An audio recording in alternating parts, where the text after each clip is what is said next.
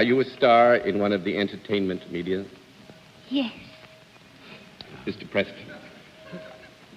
Are you more a star of motion pictures than the other media? I don't know. It would be a dish. Could you find out before the Gee, that spring came early this year, didn't it? Actually, Robert, this would be a difficult question to answer. I would say that our guest is extremely prominent in more than one medium. So here she is, Judy Holliday.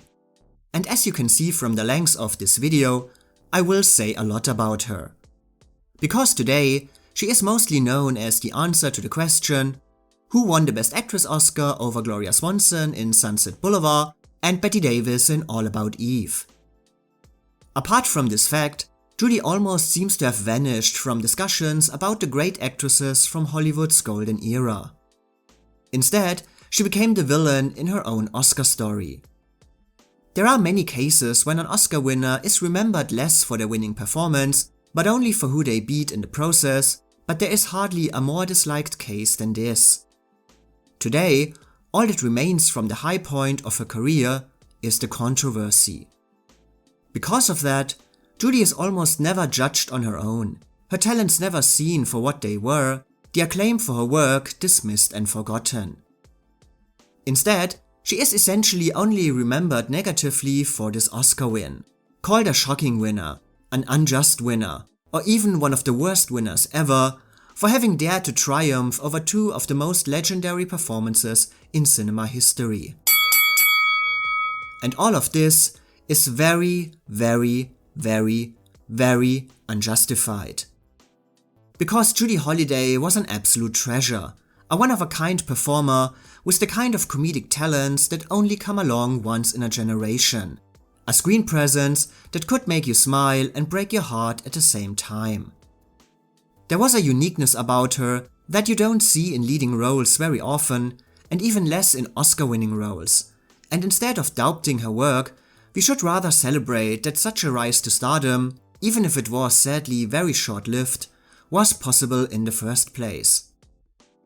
So with this video, I want to take a close look at this incomparable talent and the incredible circumstances that led to her signature role as Billie Dawn and her Oscar win, and how her life and career were tragically cut short by illness and the atmosphere of hate and mistrust in the entire country.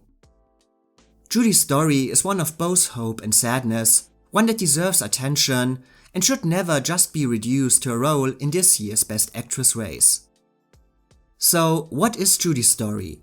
How did this highly intelligent woman end up as the quintessential dumb blonde? Why was her career not more noteworthy after her Oscar win? And of course, how did she win the Oscar? Was it really a shock at the time, or is our view disturbed by our modern perspective?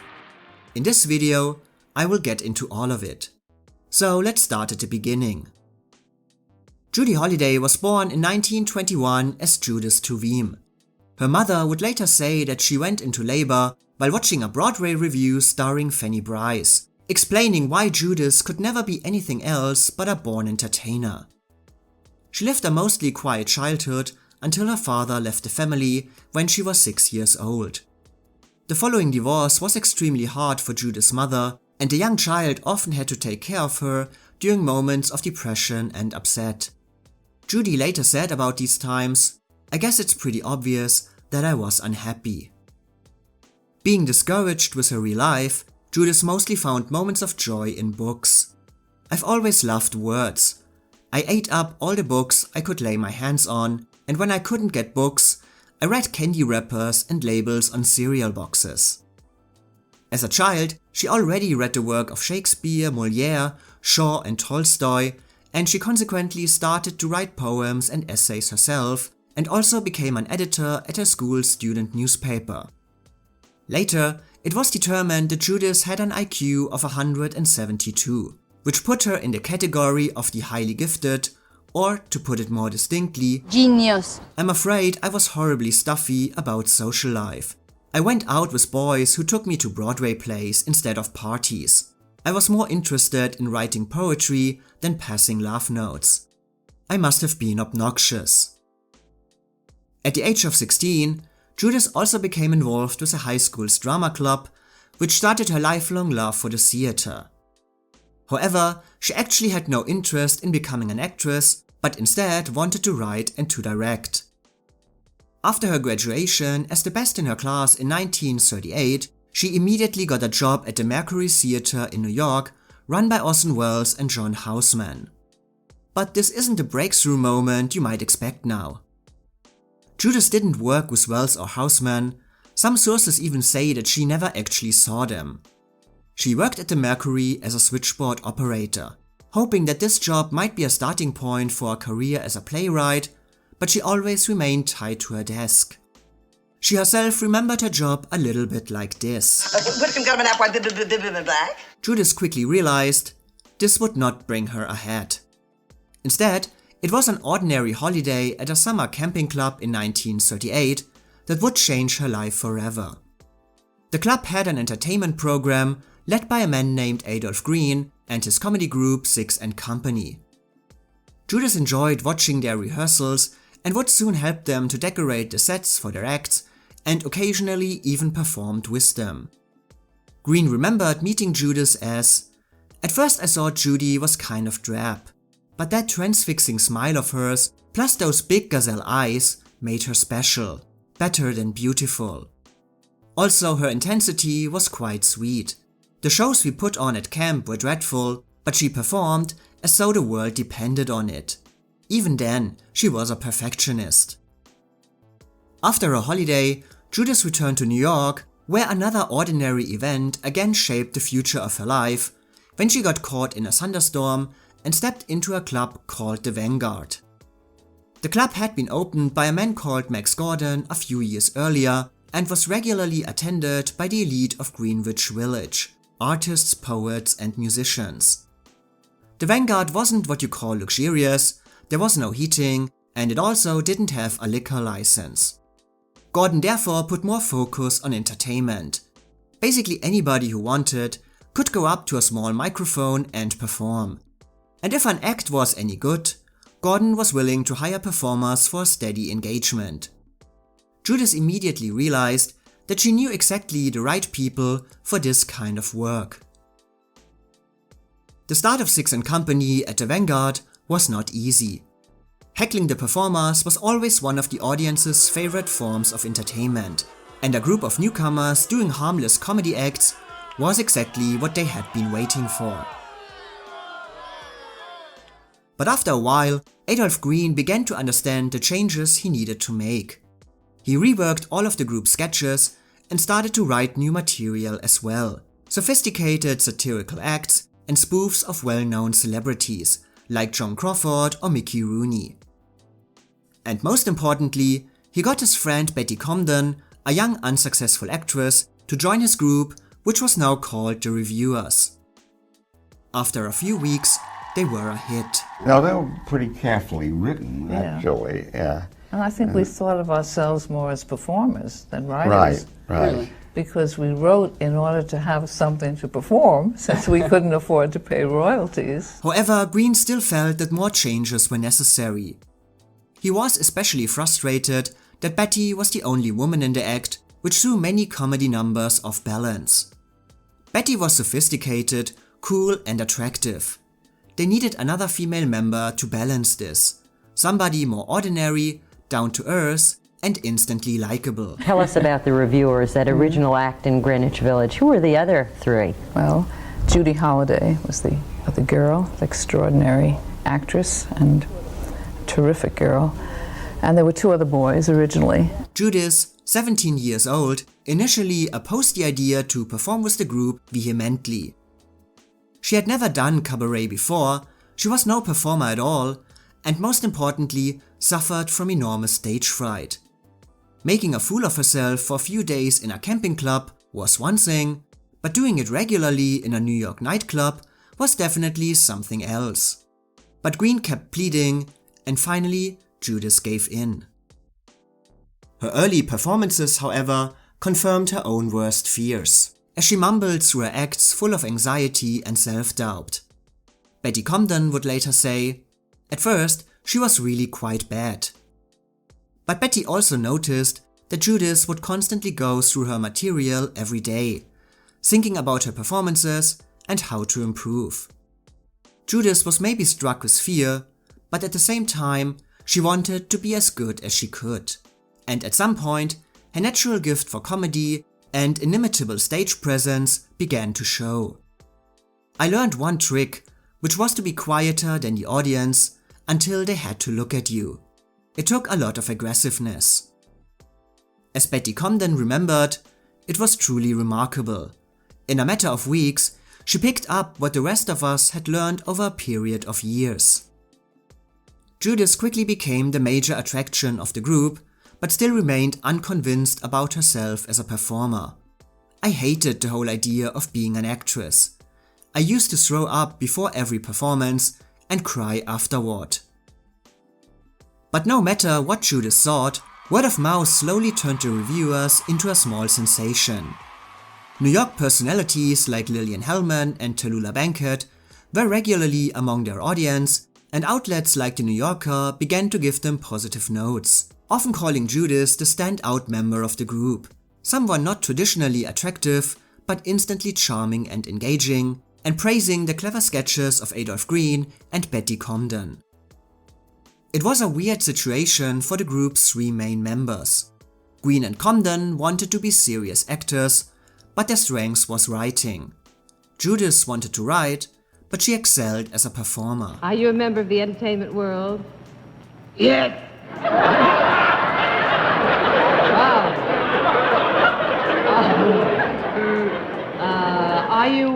Have you ever been in pictures? Yup. Are you, let me see about your sex now. I know you have one. Are you, male? No. Well, you got an awful good chance. The next few years were a constant up and down for the reviewers, or as Judith said, triumph, flop, triumph, flop. The group got different engagements in high-profile locations, such as the Rockefeller Center and Radio City Music Hall, but none of their appearances was a big breakthrough. Their acts worked in small nightclubs, but not in high-class dining rooms. They also appeared on different radio shows and took their act on the road, a success in some cities and a flop in others. It was an up and down that turned Comden and Green very restless. They were tired of nightclubs. Their dream was Hollywood. And we were a much admired act. A lot of people were crazy about us, but somehow, since there were so many of us, and it was, I guess, on a higher level than ordinary, we're pioneers of being at a somewhat higher level, we got booked only sporadically. Very at places. sporadically. Yes. New York, we did quite well. Out of town, forget it, really. It was a disaster. Yeah. Disaster in terms of bookings, or just the show didn't go over well? It didn't go over once we got the bookings. It was very hard because we had, at one point, we were played on a New Year's Eve and were fired after the first show. In 1943, the dream of Hollywood suddenly seemed to come true when the reviewers were asked to appear in a movie version of the popular radio play Duffy's Tavern. Judith initially had no intention to go to Hollywood, but was ultimately convinced by Comden and Green, who knew very well that she was the group's standout and that they couldn't make it without her. But as it had happened so often for the reviewers, their high hopes were again crushed. When they arrived in LA, the film had been cancelled. Disappointed but not discouraged, the group decided to stay and got a job at the popular Trocadero Club, which was often visited by agents and producers. Their appearance got extremely enthusiastic reviews from local newspapers, and before long, movie offers were pouring in. But with one problem. The offers weren't for the group, but for Judith. It was the first time that there was tension among the reviewers, as Judith was so easily offered what Comden and Green had been craving all their life. But Judith was not in the least bit interested in these offers. She didn't want to do movies, but returned to New York instead, and her strong sense of loyalty would also never allow her to do anything that might break up the group. But when studios increased their offers, Green and Comden advised her to accept, and Judy agreed to sign a contract with 20th Century Fox. However, she only signed under one condition, that the other members of the Revuers would be signed as well. It was the first and not the last time that Judy dealt with Hollywood studios in a way they were not used to. Instead of being the starstruck young starlet, overwhelmed with gratitude, she had strict demands and made it clear that she was the one doing them a favor, not the other way around. And surprisingly, the studio accepted her demands, signing the other Revuers for short-term contracts with the chance for extension, and assigned them 2 musical numbers in the upcoming Carmen Miranda musical Greenwich Village. Convinced that the group would be a hit, Judy felt good for the first time since she had arrived in Hollywood. But again, triumph and disappointment were very close. When the movie was released, the Revuers were shocked to learn that their numbers had been cut.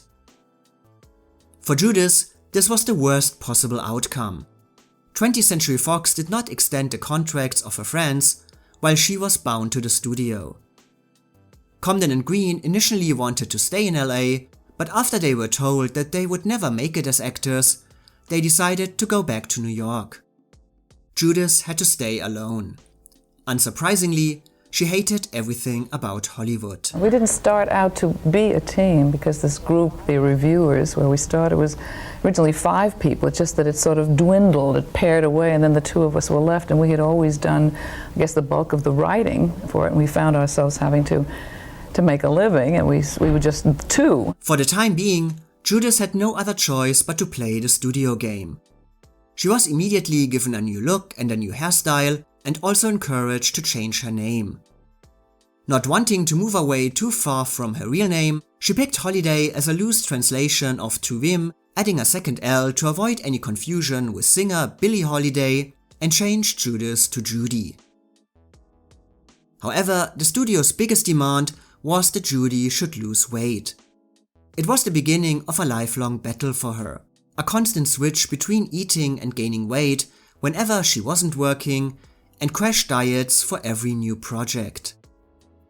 But despite all the changes, nobody at 20th Century Fox knew what to do with this inexperienced young actress. She was unusual, which made her intriguing, but at the same time, unusual was also suspect, especially when more traditionally attractive young actresses were available for many parts. So for now, Judy was only given a cameo in another Carmen Miranda musical, Something for the Boys. Nutty as a fruit. No, she isn't. That happened here once before to Maisie Clancy. She was a polisher and she got carborundum in her teeth. She got what? She did. She got the dust from the carborundum wheel in the fillings of her teeth, and she was hearing broadcasts all the time. In 1944, she finally got a more substantial chance with a supporting part in the war picture Winged Victory, directed by George Cukor and featuring the studio's new star Jean Crane. Cukor personally insisted on casting Judy, seeing the natural talent and charisma in the inexperienced performer. But despite the prestige of the production, Judy was not overly happy. I played a Brooklyn pilot's wife, but the way they made me up, I looked like his mother. When Winged Victory was released, reviews hardly mentioned her. Finally, 20th Century Fox decided that they had no use for Judy, and let her go. She immediately returned to New York. However, Judy couldn't return to her old life. The Revuers no longer existed. Adolf and Bette had finally accepted that they would not make it as actors and decided to focus on what they did best, writing the book and the lyrics for the musical On the Town, which premiered in 1944. As always, Judy was happy for the success of her friends, but also worried about her own career. But she had unexpected luck when Adolph Green introduced her to director Herman Shamlin, who had done Watch on the Rhine on Broadway and was currently preparing his new show Kiss Them For Me. Remembering Judy from her time at the Vanguard, he offered her a small role. Judy was of course grateful, but also hesitant. After her time in Hollywood, she still didn't consider herself an actress, and she had never played in a straight dramatic production on the stage. but she also realized that it was her only job opportunity, and finally accepted. She was the sole cast member without any experience and had to learn everything about stage acting during the rehearsals. She later especially remembered how the reactions of audiences were so different to what she was used from her time at the Vanguard, saying they were all quiet and paying attention. Kiss Them For Me received mixed reviews when it opened in New York in March 1945, but everyone agreed on one thing: that young newcomer Judy Holliday stole the show, showing her ability to find laughs in the most unexpected situations, to be funny without trying, drawing attention without stealing focus. The show only ran for about 110 performances, but Judy had made a first big impression. However, she remained skeptical of her acting abilities. "I thought it was just a fluke. I thought they'd find me out someday." It was a pessimistic attitude that seemed confirmed for Judy when she received no further offers after the show had closed, and she again had no idea what to do next. But fate would soon change her life forever. Garson Kanin started his career as a musician and an actor, but he later worked primarily as a director and writer. In Hollywood, he had for example directed My Favorite Wife with Cary Grant and Irene Dunne, and he later directed the original Broadway production of Funny Girl. Together with his wife, actress Ruth Gordon, he also wrote various screenplays, for example A Double Life with Ronald Colman. In 1944, he began to work on a play about corruption in Washington, which turned into a Pygmalion-like comedy focusing on uneducated showgirl Billie Dawn, who discovers a new side of herself with the help of a political journalist and slowly starts to recognize the crimes of her rich boyfriend Harry. I read that I think you had said that Billie Dawn is actually you. Yes, that's what I said. You're not really, you're not educated, formally educated. You're obviously well-read, but you never went to college. I never went to high school. Kanin wrote the part of Billie specifically for his good friend Jean Arthur, with whom he had worked in 1943 as an uncredited screenwriter on The More the Merrier. Despite her stage fright, Jean Arthur was intrigued about the possibility of appearing in a play for the first time in 11 years and joined the production in 1945. The Broadway premiere for Born Yesterday was scheduled for January 29, 1946, and pre-Broadway tryouts began on December 20, 1945 in New Haven and then Boston. Early reviews indicated that the show had the potential to be a hit, but the team behind the play began to wonder if Jean Arthur could carry it all the way to New York. Critics liked her in the second half of the play, but criticized her portrayal of the uneducated Billie in the first half. And despite her own early interest in the role, she became more and more unhappy with the material, constantly demanding rewrites, and her stage fright also began to take hold of her, and she missed various performances during the tryouts due to illness. When Born Yesterday then moved to Philadelphia, Jean Arthur announced that she was too ill to continue, and dropped out. She just couldn't do it. She just couldn't face, she was terrified of the audience. And I kept trying to talk her out of it, and the next thing I knew, I had a message from her husband that she was no longer in Philadelphia. Well, there we were, with a theater, sets, costumes, cast, very good cast, and no show. We walked down to the theater, and there, at the box office, there was a queue, a line of about 150 people. But as we looked at it, and at the box office, it was like a nightmare sight, because all the money was going out of the box office back to the people. Instead of the people putting the money in the box office, the money was getting refunds. Turning in their tickets. For a show that had already sold many tickets based on the strength of Jean Arthur's name, this seemed to be a fatal blow. If the team behind Born Yesterday wanted to save their investments and still make the show a success, they had to act fast. They needed an actress who could take over the role of Billie in a short amount of time, and make it such a success in Philadelphia that audiences in New York would remain interested. They needed a miracle. And then I remembered a little nightclub act that I had seen and adored called The Revuers. It was Betty Comden, Adolph Green, a boy whose name escapes me, and Judy Holliday. And I thought Judy Holliday was a knockout. I said, I think if she's willing to do it, we could put her in it quickly. A short time later, the phone rang at Judy's apartment. Her mother answered, and when she heard that the man on the line was Max Gordon, she hoped that he would maybe get her daughter, who hadn't worked in 6 months, another engagement at the Vanguard, saying about Judy, "She doesn't do anything. She sits around and gets fat." However, when Judy picked up the phone, she realized that this wasn't the Max Gordon from the Vanguard. The man she was talking to was another Max Gordon, a Broadway producer behind plays like The Women, Dodsworth, Pride and Prejudice, and My Sister Eileen, and who was currently working on a play called Born Yesterday, for which she needed a new leading actress. When you played on the New York stage, did you play a leading role in the play in which you appeared?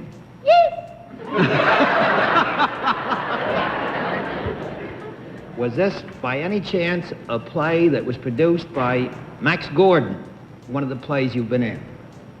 Yes. Well, that narrows it down to about 80 plays. Judy immediately came to Philadelphia and talked to Cohn and Max Gordon in person. And the duo realized that she had everything they wanted for the role. If she was on board, Billie Dawn was hers. But only on one condition. I gave her the play, she went to a hotel room, she read it, she came down, she looked at me, she said, "It's a good play." And I said, "Well, do you think you could play the part?" She said, "Yes." I said, "How quickly do you think you could do it?" She said, "I don't know, a couple of weeks, 3 weeks." I said, "Could you do it in 4 days?" She said, "No." I said, "Would you try?" She said, "I couldn't do it." I said, "Well, would you try?" She said, "All right." So we went to the theater, got the company together, and we rehearsed only her scenes. And we just stayed in the theater. We just had food sent in, and we took showers in the dressing room, and we just stayed there. And then Max Gordon came to me on Saturday morning. He said, "Listen, kid, we're going to open tonight." I said, "No, wait a minute." He said, "We got to open tonight." I said, "Why?" He said, "Look, it's Saturday night, we're out of town. Saturday night, we'll have a big audience, we'll get a lot of laughs, it'll go good, we'll be fine." He said, "If we wait till Monday, who knows what we'll get? We'll have a third of a house, it won't look good, it won't feel good, everybody get discouraged." And I said, "Well, it's all right with me, but we have Judy to deal with." "Well," he said, "tell her." So I went to Judy and I said, "Judy, I got some news for you." She said, "What?" I said, "We're going to open tonight." She said, "No, I don't think I can." I said, "Oh, you got it." She said, "Well, all right, I got it. So we opened that night, and it went wonderfully. Did she have how much of the part did she have memorized by All then? of it. All of it? Oh, absolutely. And how many days later was this? 4 days. She'd done it in 4 days, in other words. Yeah. In just a few days, Judy had created Billie Dawn with all her facets, her voice and her walk, and all her comedic mannerisms that turned her into an entirely new character with unexpected potential. The audience in Philadelphia gave Judy a never-ending standing ovation, and critics called her perfectly cast, stating that she emerged as a new name of stellar potential. For Judy, it was however still a horrible evening, and she broke into tears every time she walked off stage, overcome with exhaustion and nervousness. And she was later very critical of herself. "I was deeply ashamed of my performance. Oh, the laughs were there all right, but I knew I should have been better." But whatever she thought about herself, the raves for this unknown actress, who had taken over one of the most coveted roles of the season and made it a hit in only a few days, were loud and strong enough to keep ticket sales in New York going. Born Yesterday was back on track. The Broadway premiere was pushed back 1 week to give Judy a bit more time to prepare, and when the show finally opened on February 4th, 1946, She confirmed that all the early praise for her work was not a fluke. Reviews were overflowing with enthusiasm, and she was praised for being both incredibly entertaining but also monumentally moving. It was the kind of star-making event New York had only seen a few times before, as critics applauded Judy for her emotional scope and versatility of a top-grade woman of the stage. She seems to know instinctively the right inflection for a line, how to put meaning into the most economical gesture, when to pause, when to throw a line away. Born Yesterday and Judy Holliday became the stage hit of the season, turning her into a full-blown Broadway star. Profiled, covered, revealed, reported. The press loved to talk about her unexpected rise to stardom, how she took over the role in such a short amount of time, and how she developed the character so quickly. Judy explaining that she actually based Billie's lost, glassy-eyed look, her trusting manner, the combination of intelligence and ignorance on her dog, and that, in almost every performance, I find new and fascinating facets of the dumb gal who actually is one of the smartest women I've ever known. Honest and brave, and nobody's fool. Jean Arthur later commented that she certainly could have played Billie, but she could not have brought to her what Judy did. May I presume that when you're in a more amiable frame of mind, you speak with a sweeter tone than you have right now?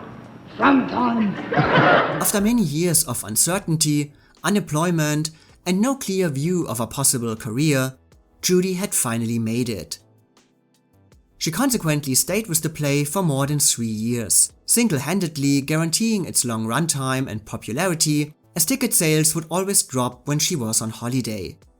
She was the one audiences wanted to see. For everyone, she was Billie Dawn. But this does not mean that Hollywood saw this too. It's a tale as old as time. When a play is successful in New York, Hollywood is not far, and studios right away began to reach out to Garson Kanin about acquiring the movie rights to his Broadway hit. Particularly interested was Harry Cohn, president and co-founder of Columbia, who had seen the play in New York and loved it. The problem was, Kanin had hated Harry Cohn since his involvement with The More the Merrier. It was an opinion actually shared by many in the industry, and from what can be read about Cohn, very much justified. Rumors say that Kanin even based the loud and obnoxious character of Harry in Born Yesterday on Cohn himself. Because of his dislike, Kanin had refused to sell Cohn the script for A Double Life, which went to Universal instead. And in regards to Born Yesterday, he stated that he wouldn't sell Cohn the movie rights for even $1 million. It was a challenge Cohn accepted. Still mad about having missed A Double Life and determined to get what he wanted, he offered a record-breaking $1 million. It was an offer Kanin couldn't refuse. Having invested this amount of money, Cohn felt that his movie adaptation needed big stars in the leading roles to make it a financial success. And for him, Judy certainly was not a big star. Yes, she was a hit on the stage, but movie audiences had never heard of her. And so, Cohn dismissed Judy right from the beginning, stating that she's great for the stage, but a dud for the screen, and also constantly complaining that she lacked the sex appeal needed for movies, often referring to her as a fat Jewish broad. And so began an almost unparalleled 2.5-year search for another actress to bring Billie Dawn to the big screen, a process the press called the biggest talent quest since the search for Scarlett O'Hara a couple of years earlier. Overall, around 35 actresses were considered for the role, and 10 given screen tests. It's not exactly clear who made these tests, but the press speculated endlessly about the names in contention, including Rita Hayworth, Evelyn Keyes, Gloria Graham, Lucille Ball, Lana Turner, Barbara Hale, Betty Hutton, Linda Darnell, Mary McDonald, Mary Wilson, Alice Faye, Celeste Holm, Teresa Wright, Shelley Winters, Jean Parker, and Sean Sterling. Judy Holliday later said that she would occasionally spot an actress considered for a role in the audience, taking notes on her performance. It was a strange situation, as Cohn spent years trying to find an actress for a part that was still played with enormous success by Judy Holliday in New York. And it's not like Judy didn't care about all of this. She was actually more than eager to recreate the role she rightfully considered hers, and very disappointed that so many actresses tried to get it instead.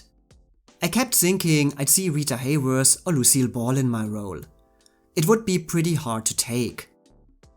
But any attempts she made to somehow get in touch with Columbia or Harry Cohn were unsuccessful. He was not interested in her, still convinced that she didn't have what was needed to make Born Yesterday a hit on the big screen. To have any chance at all to play Billie in the movie version, Judy needed help.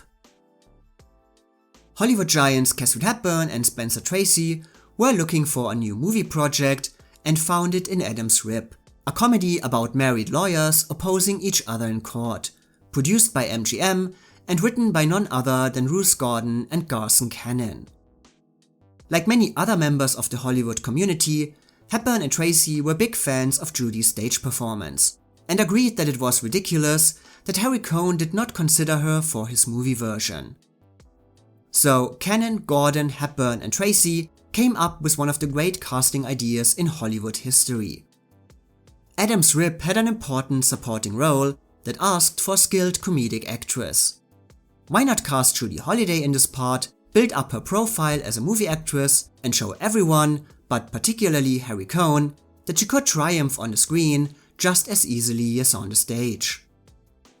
Kate later remembered how she visited Judy together with Garson Kanin.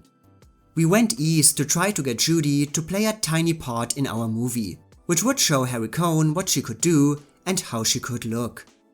Believe it or not, Judy was rather reluctant to play that small part, thought it would set her back rather than forward. The reason Judy was hesitant to do Adam's Rib was that the character of Doris was initially described as drab, dowdy, and worst of all, overweight. Everything that Cohn already believed Judy to be. So it was agreed to rewrite the part accordingly to turn it into a true showcase for Judy and show the presence she had on the screen. Finally, Judy agreed and began another crash diet.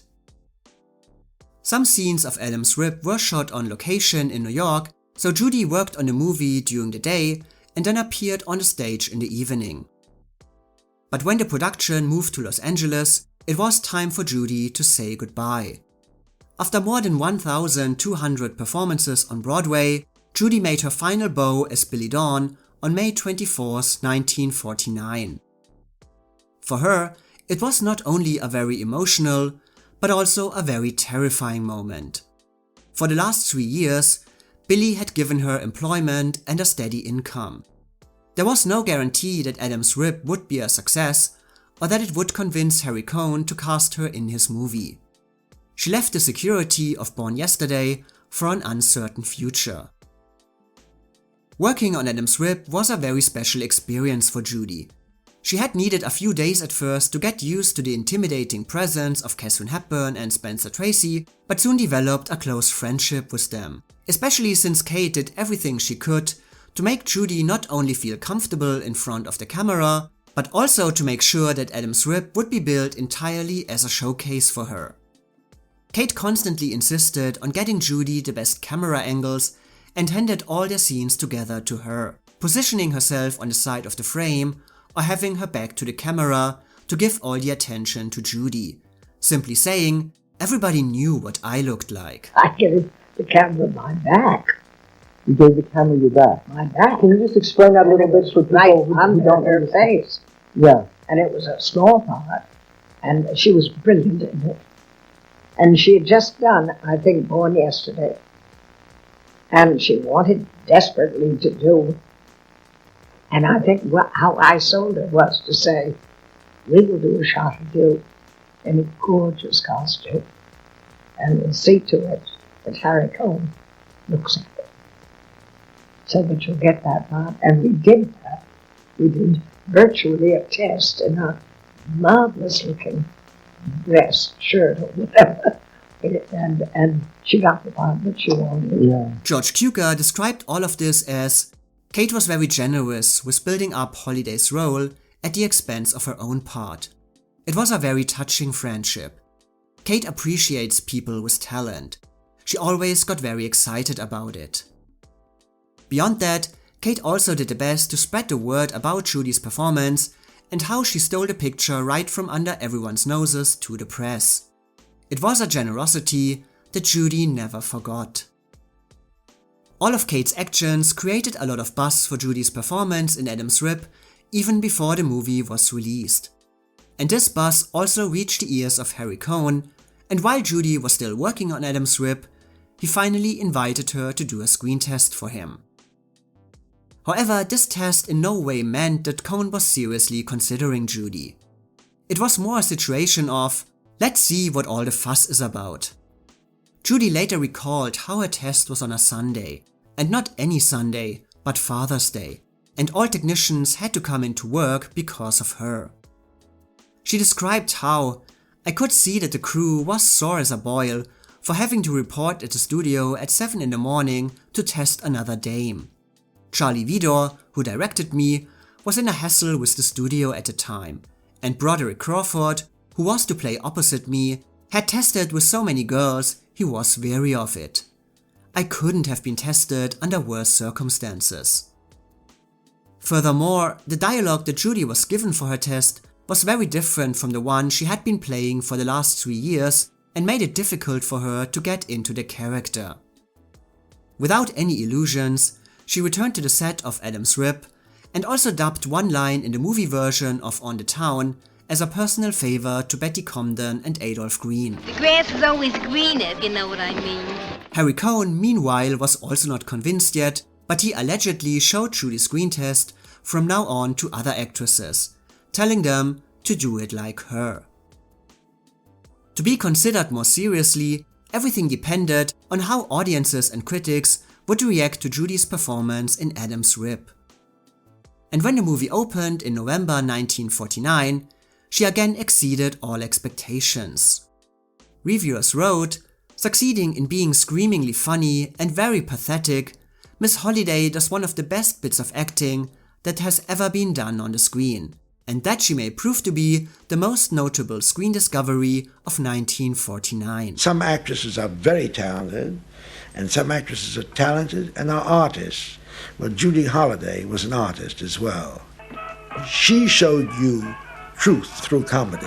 That is what an actor can do. And then, of course, she was a master of comedy and of subtlety and of understatement. Judy had once and for all demonstrated that her talents were not limited to the stage, but shined just as brightly on the big screen. And after 2 more screen tests, Harry Cohn was finally convinced. After 2.5 years of not finding what he considered the right actress and reading the raves for her work in Adam's Rib, he was willing to offer Billie to Judy Holliday.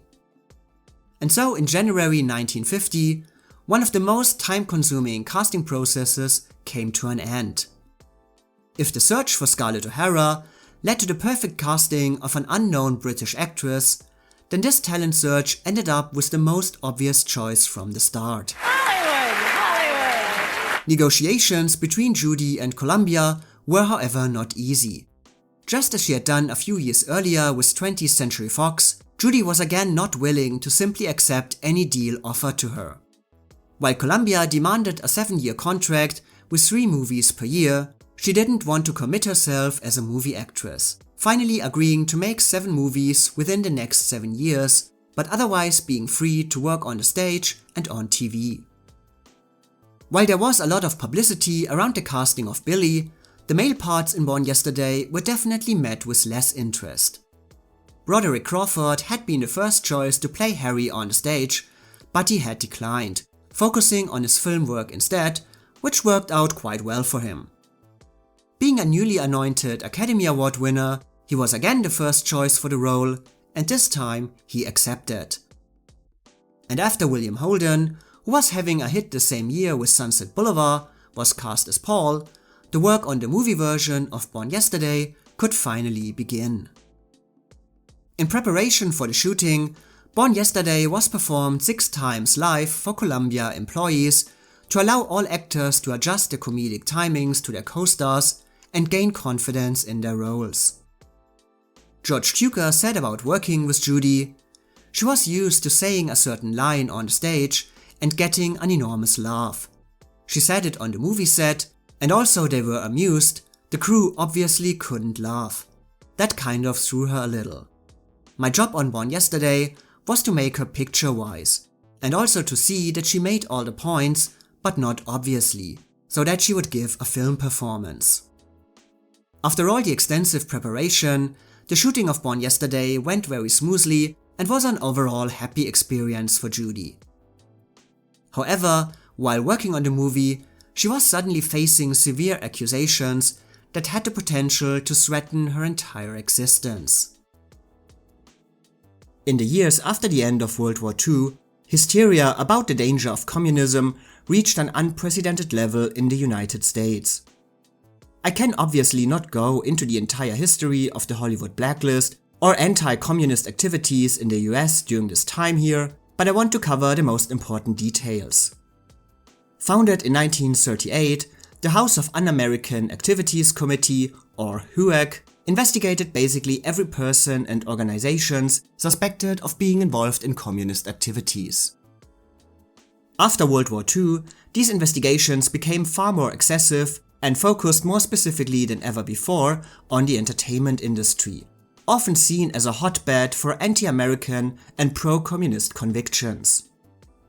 In 1947, the committee held multiple hearings on the influence of communism in Hollywood and subpoenaed various members from the film community. 10 producers, writers and directors appeared, but refused to answer questions or hand over any information. They were later known as the Hollywood 10 and soon convicted for contempt of Congress and charged with fines and prison sentences from 6 months to 1 year. Their conviction shook Hollywood to its core, and most public support in the film industry quickly became silent. And on June 22, 1950, another wave of panic rolled through Hollywood after the release of Red Channels, the report of communist influence in radio and television. This pamphlet was called a Reader's Digest for Red Hunters and became the basis for blacklisting in the entertainment industry. On 213 pages, the publication listed 151 people in show business accused of having communist ties. Among them the likes of Orson Welles, Charlie Chaplin, Edward G. Robinson, Lillian Hellman, Leonard Bernstein, Arthur Miller, Gail Sondergaard, Anne Revere, Garson Kanin, Ruth Gordon, and Judy Holliday. It's obviously impossible to say anything about Judy's personal political beliefs here, as she never made any statements in this regard. She had grown up in the rather socialist atmosphere of Greenwich Village, where she met many left-leaning artists, and growing up without a father, she was also heavily influenced by her uncle, who had briefly been a member of the Communist Party. All this doesn't indicate what Judy herself thought, but these kinds of connections were enough to raise suspicions about her, especially since they followed her for her entire life. The Mercury Theatre, where she had her first job, was by now seen as a breeding ground for left-wing beliefs, and she had appeared at various left-wing events and locations with the Revuers. And then there were the accusations against Judy herself, who had participated in demonstrations and marches conducted by socialist organizations. She had publicly supported the Hollywood 10, the Civil Rights Congress, and the World Federation of Democratic Youth. She had sent a telegram for the 5th anniversary of the Moscow Art Theatre, joined a rally for the Council of African Affairs, and gave a speech for the Stop Censorship Committee. And while none of these things sound offensive or dangerous in any way, it was more than enough. It was the time of the war in Korea and the arrest of the Rosenbergs. The Russians had the bomb, and Mao proclaimed the People's Republic of China. It was an atmosphere of hysteria, and suspicions turned into accusations without a reason. Any harmless activities or expressions could soon have the most severe consequences. As just said, it was the time of blacklisting in Hollywood, studios published the so-called Waldorf Statement, in which they swore to not knowingly employ any members of the Communist Party, and Red Channels became known as the Madison Avenue Bible, as many of the mentioned artists were dropped by the agencies and found it impossible to get any more work. However, in 1950, Red Channels did not affect Judy right away. She was still largely unknown, primarily a stage actress and not a movie star. Red Channels named far more famous celebrities than her, and the media obviously focused all their attention on them.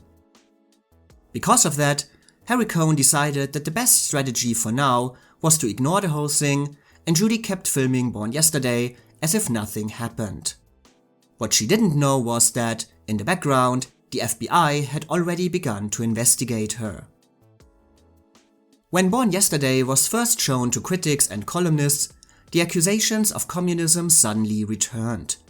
But not in regards to Judy, but the movie itself. As mentioned, Garson Kanin was named in Red Channels as well, so his work was suddenly seen very differently, and a critic of the Catholic newspaper The Tidings called Born Yesterday the most diabolically clever political satire I have encountered in almost 30 years of film reviewing. Never have human symbols been more subtly molded to carry destructive comment through disarming comedy. Now, if you're like me, you're probably wondering how a movie that is a never-ending praise of the virtues of the American political system can in any way be seen as communist propaganda. Well, it seems that some considered Born Yesterday dangerous because it suggested that corruption and political scandals were possible in the US and that it was against capitalism by portraying Harry as the bad guy. However, these opinions were ultimately a minority, and when Born Yesterday opened wide at the end of 1950, it became clear that there was no need to worry about any accusations against Garson Kanin or Judy Holliday or any political controversies, as most critics saw the movie as a positive enforcement of American virtues. Luella Parsons, never shy to make accusations of her own, stated that if there are any pink ideas unfiltered into Born Yesterday, they are way over my head. And the Motion Picture Association of America felt that the picture gives warmth and positive support to the democratic ideals, principles, and institutions of America. But of course, the acclaim for Born Yesterday was not limited to its political messages, and most critics instead simply saw it as one of the best comedies Hollywood had produced in years. A superbly done adaptation of the popular stage hit, entertaining, mature and hilarious, and that it would undoubtedly become one of Hollywood's biggest comedic classics in the tradition of It Happened One Night. And while the Catholic War veterans picketed Born Yesterday in New York and publicly asked for a boycott, audiences across the country flocked to the cinema and turned it into one of the biggest moneymakers of the year. And everybody knew who was responsible for Born Yesterday's critical and financial success, as headlines called out, "Born Yesterday is all Judy Holliday," and "Judy Holliday is born a star."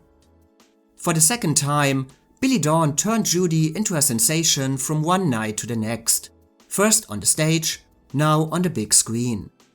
Critics were eating out of her hand and called her the greatest comedic talent since Mary Dressler and Sophie Tucker.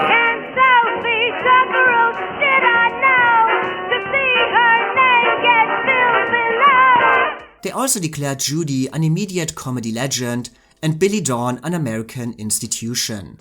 Hedda Hopper called her performance as perfect as any I have ever seen, and Life magazine declared it the top comedy performance of the year. So to say that Judy succeeded in recreating her stage role is definitely an understatement, and many reviewers right away predicted an Oscar nomination and maybe even the award itself. But beyond the specific praise for her performance, there was also praise for Judy Holliday as a new kind of celebrity, an actress unlike any other Hollywood had seen so far, which only added to the overall excitement about her sudden rise to movie stardom.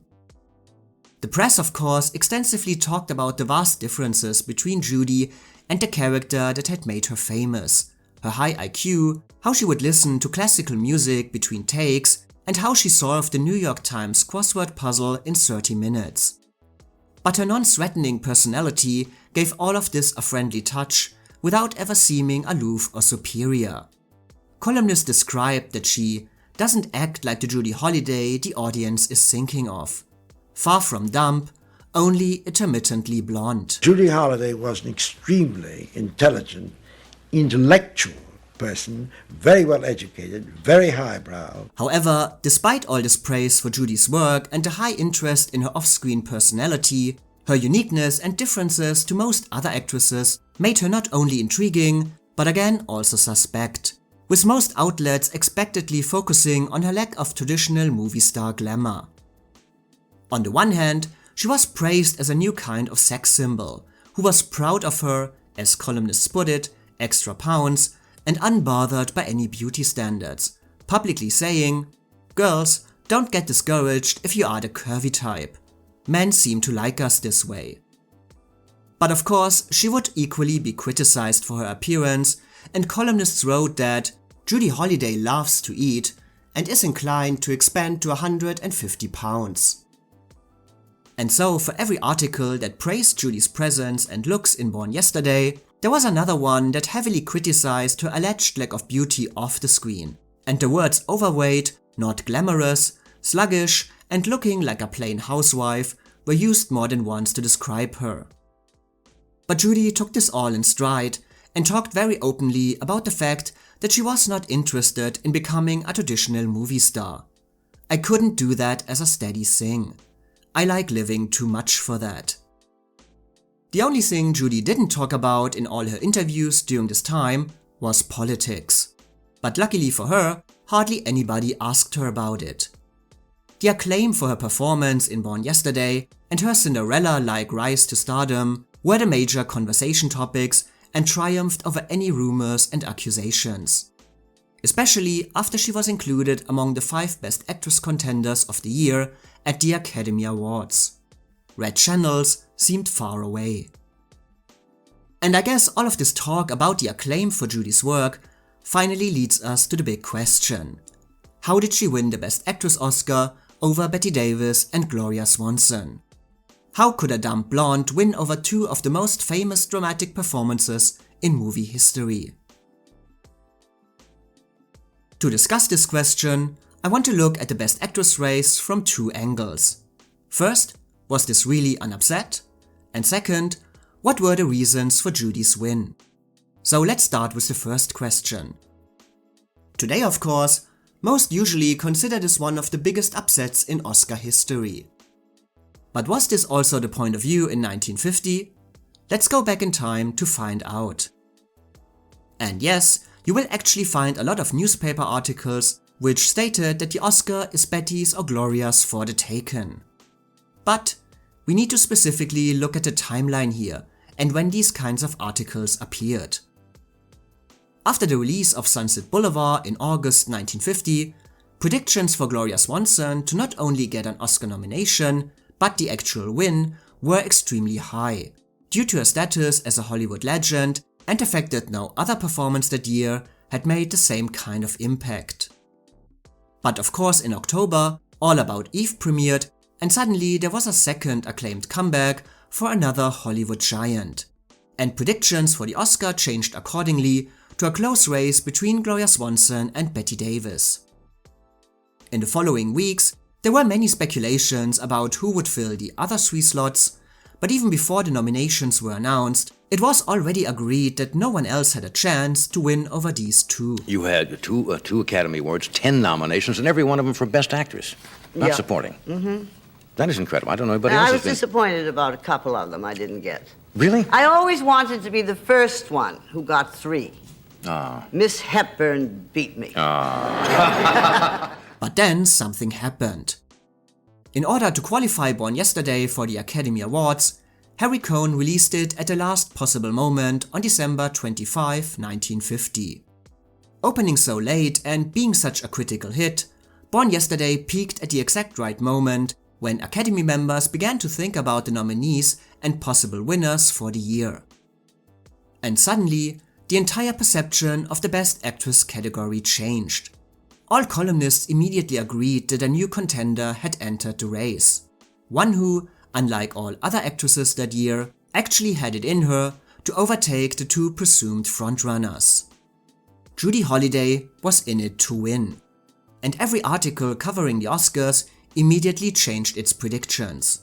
What so far was considered a race between two actresses had turned into a competition among three. This quote from a newspaper article in 1951 basically sums it all up. Miss Swanson may very well nab the honors. As the aging film queen, she gives a striking, if stylized, performance. And she will snag the sentimental vote, which is considerable. Many of the Academy voters may plunk down for Miss Davis because of sentiment and because of her sheer artistry. Judy Holliday is pushing the two older stars for contention.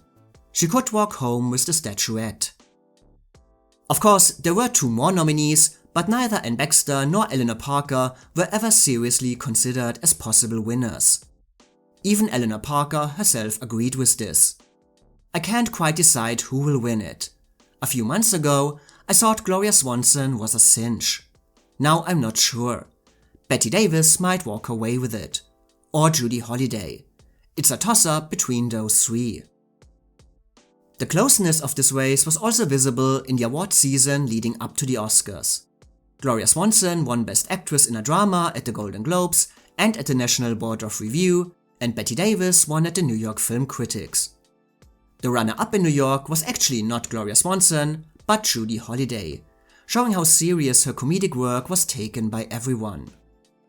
Judy also won the Golden Globe for Best Actress in a Comedy, and for some reason, she was also nominated for Best Actress in a Drama for the same movie. I have no idea how this happened, but a lot of awards bodies had to sort out some glitches at the beginning. And I don't want to give the Globes too much credit here, because in these days they had zero influence as a pre-Oscar award, but the fact that she got those two nods and another one as Best Supporting Actress for Adam's Rib makes it clear just how dominant her presence at the time was. Again, Born Yesterday and Judy Holliday peaked at the exact right moment. The predictions for the Oscars were also shaped by Daily Variety. Between 1947 and 1957, the outlet annually conducted a poll for the major categories among 15 to 20% of all Academy members and published the results before the show. Their predictions almost always correct. In the prior years, they had only missed Loretta Young for Best Actress and Hamlet for Best Picture, two wins that were consequently considered huge upsets. And who did Daily Variety predict for Best Actress of 1950? To be fair, Daily Variety also said that the race was very close, virtually tied, but with a slight favor for Judy nonetheless. And all of this makes one thing very clear. In 1951, this was far from an upset. Her win was, of course, not a sure thing, but it was always a real possibility, just as likely as a win by Bette Davis or Gloria Swanson. If there was an element of surprise, it came from the fact that many believed that sentiment would play a stronger role in the end result, and also because a win by either Bette or Gloria had been talked about for so long, while Judy had entered the race so late and shook things up unexpectedly. And now, Judy, darling. Judy, I saved her for the last. Here she is, Miss Ethel Barrymore. Hello, Judy, dear. Miss Barrymore, may I say that, of course, it was a thrill to win the Academy Award, but the extra thrill of having you accept my award for me was really more than I deserved. It's something I'll never forget, and you'll always have my eternal thanks. So, having made it clear that Judy's win did not come out of nowhere, but was actually considered highly possible and even predicted by many, this now leads us to the next question. If the race was so close, why did Judy win, and not Bette or Gloria? What were the advantages of each nominee, and what were the disadvantages? What were the factors that pushed Judy over the finish line? And I know all of you expect one answer now. I was not under contract with Fox. Miss Baxter was. So, as the studios always used to do, they'd send notes around if it was their people and say, Anne please, Baxter, Marilyn please Monroe, vote. George Yes, Sanders. This is right. Yeah. So, I think I lost by some votes that I would not have lost by if Fox hadn't done that. Yes, our good old friend. And there is vote splitting for everyone. Bette and Anne split the All About Eve vote, Bette and Gloria split the veteran vote, Anne and Eleanor probably also somehow split some votes, and in the end, Judy somehow ended up as the winner. But if you're here for vote splitting discussions, I must disappoint you, because I don't believe in vote splitting.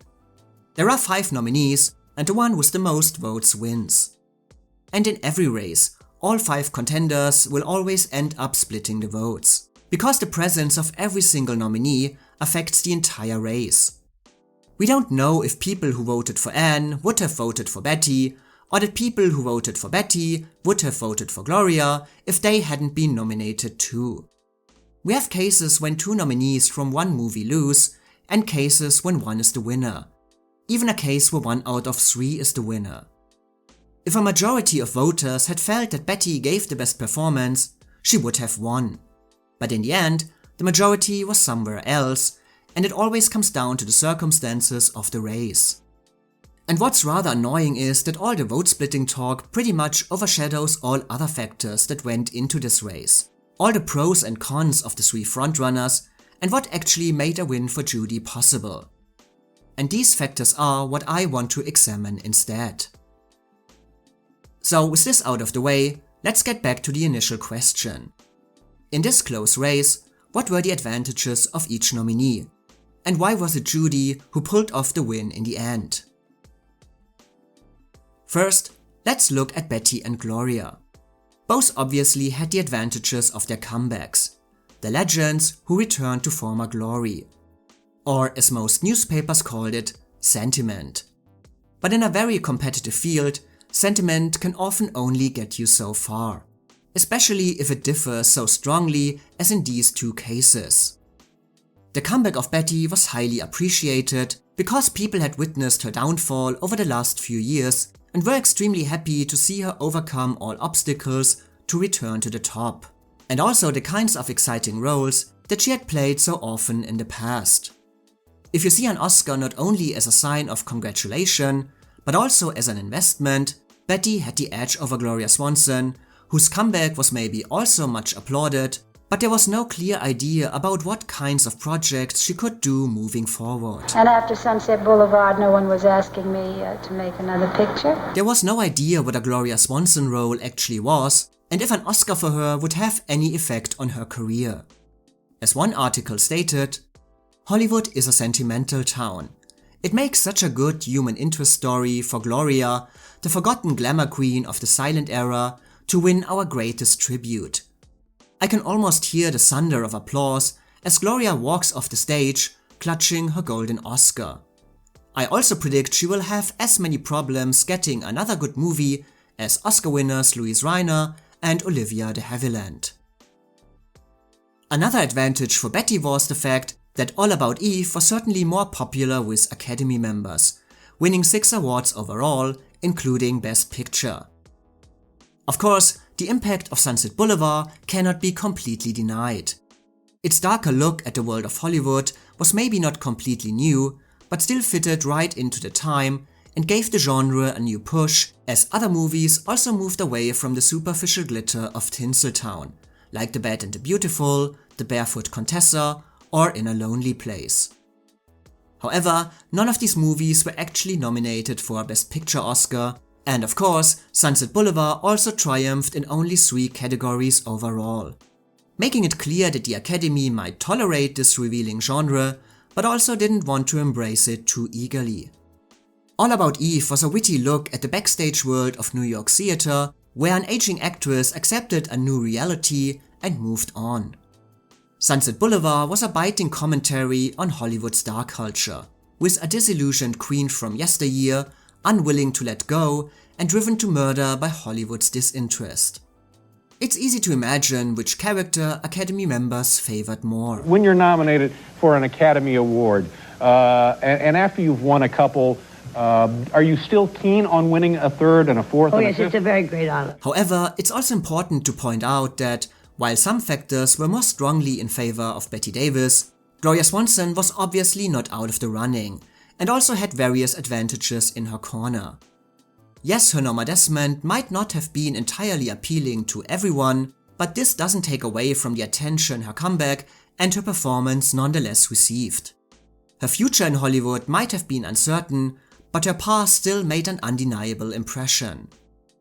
As I have talked about in my video about Gloria, not everyone was familiar with her body of work during the silent era, but there was still no denying that she was one of the greatest stars Hollywood had ever seen, and awarding her with an Oscar would be a perfect chance to crown a true giant of the screen, who suddenly made an unexpected and highly acclaimed return. But besides Gloria's undeniable past, it's also important to talk about the present of 1950 and 1951. Bette might have had the more celebrated comeback, but she was otherwise very absent during the award season, going to England to shoot Another Man's Poison and focusing on her new marriage without much publicity. Gloria Swanson, on the other hand, was everywhere. And I really do mean everywhere. Between finishing Sunset Boulevard and its release, she was extremely busy on a promotional tour for Paramount's 1949 release The Heiress. Now, Gloria Swanson doing a tour on behalf of a movie she's not in might sound strange at first, but it was not just intended as a publicity tour for The Heiress, but rather a tour on behalf of Hollywood itself. As Gloria remembered, Paramount and all the other studios were pouring money and effort into counteracting the bad publicity caused by the eruptions of scandals in the early months of 1950. The first of these was the nationwide uproar created by Oscar-winning Ingrid Bergman's giving birth to an illegitimate child. The second source of fearful scandal was Senator Joseph McCarthy, who announced in Washington that he had lists of communists all over America. Hollywood was trembling. And so, Gloria Swanson became an ambassador for the movie industry across the United States, visiting more than 30 cities in a couple of weeks. She shook hands, visited hospitals and orphanages, spoke on radio stations and on TV, and attended countless parties and receptions. For Paramount, it was a win-win situation. Publicity for The Heiress, publicity for the studio, and publicity for the upcoming Sunset Boulevard. For Gloria, it was more publicity than she had in years. By the time I finished the tour, I was famous all over America again. And in early 1950, Paramount sent Gloria on a second campaign tour, this time to promote Sunset Boulevard, and she was consequently again covered in countless outlets all over America, which talked about her career, her comeback, and her performance. Gloria was extremely admired for her never-ending dedication and for talking to as many people as she could from dusk till dawn. So yes, as just said, she truly was everywhere and showed a lot of sportsmanship, a far cry from the woman portrayed in Sunset Boulevard. And remember, darling, I don't work before 10 in the morning and never after 4:30 in the afternoon. It was the kind of publicity you could not buy. And then of course, she was also appearing in 20th Century on Broadway with Best Actor favorite Jose Ferrer during the time of Oscar voting. Her performance in the play brought Gloria another round of overwhelming acclaim, proving her versatility and talents. So looking at the situation, it feels that Bette's performance and comeback narrative might have made a slightly bigger impression, and she also benefited from a more liked movie within the Academy, while Gloria had far more publicity and more sentiment due to her status as one of the biggest stars of Hollywood's silent era. In many articles, this led to a kind of should win Bette Davis, will win Gloria Swanson kind of tonality in the early predictions. Gloria herself later remembered, word was out that it would be a very close contest between Bette Davis, star of All About Eve, and me, and one critic after another announced that I was the favorite. Still, if the race had only been between Bette and Gloria, I personally feel that Bette would have had the edge, simply because she was more familiar in Hollywood circles and had a more appealing character. There was also a lot more talk in the press about Bette deserving to win a third Oscar than Gloria deserving a first one. As Gloria's Sunset Boulevard co-star Hedda Hopper said, "If Margot Channing doesn't get Bette a third Academy Award, I'll miss my gas." In the end, it's easy to understand anyone at the time who felt that the Oscar was Gloria's for the taking, but also anyone who felt that Bette couldn't lose. Of course, that is, until Born Yesterday opened and changed everything. So it's time to look at Judy's presence in this Oscar race and what helped her to ultimately triumph in the end. First of all, when discussing this lineup, we mainly talk about Gloria and Bette not only because of their performances, but also because All About Eve and Sunset Boulevard are two of the biggest classics in Hollywood history. And while Born Yesterday was not considered to be on the same level artistically, the general opinion in 1950 was that it certainly came very close. Today, it might be regarded as just a little comedy, a Judy Holliday vehicle, but Born Yesterday was one of the biggest Broadway hits of its time, and the movie version a very prestigious project which also got nominations for picture, director and screenplay. And it was also a bigger moneymaker than either Sunset Boulevard or All About Eve. Awarding it with a major Oscar was in no way seen as controversial at the time, and if you want to recognize the movie's appeal and success somewhere, Judy's performance is the logical place to do so because A, she was the reason for this appeal and success, and B, there were many other opportunities to award either All About Eve or Sunset Boulevard. What of course also helped in this aspect, as mentioned before, Born Yesterday opened very late in the year. The enthusiasm about the movie was very high when Oscar voters filled out their ballots, making Gloria Swanson's comment to Judy, "Why couldn't you have waited until next year to win?" after she lost the Oscar very easy to understand.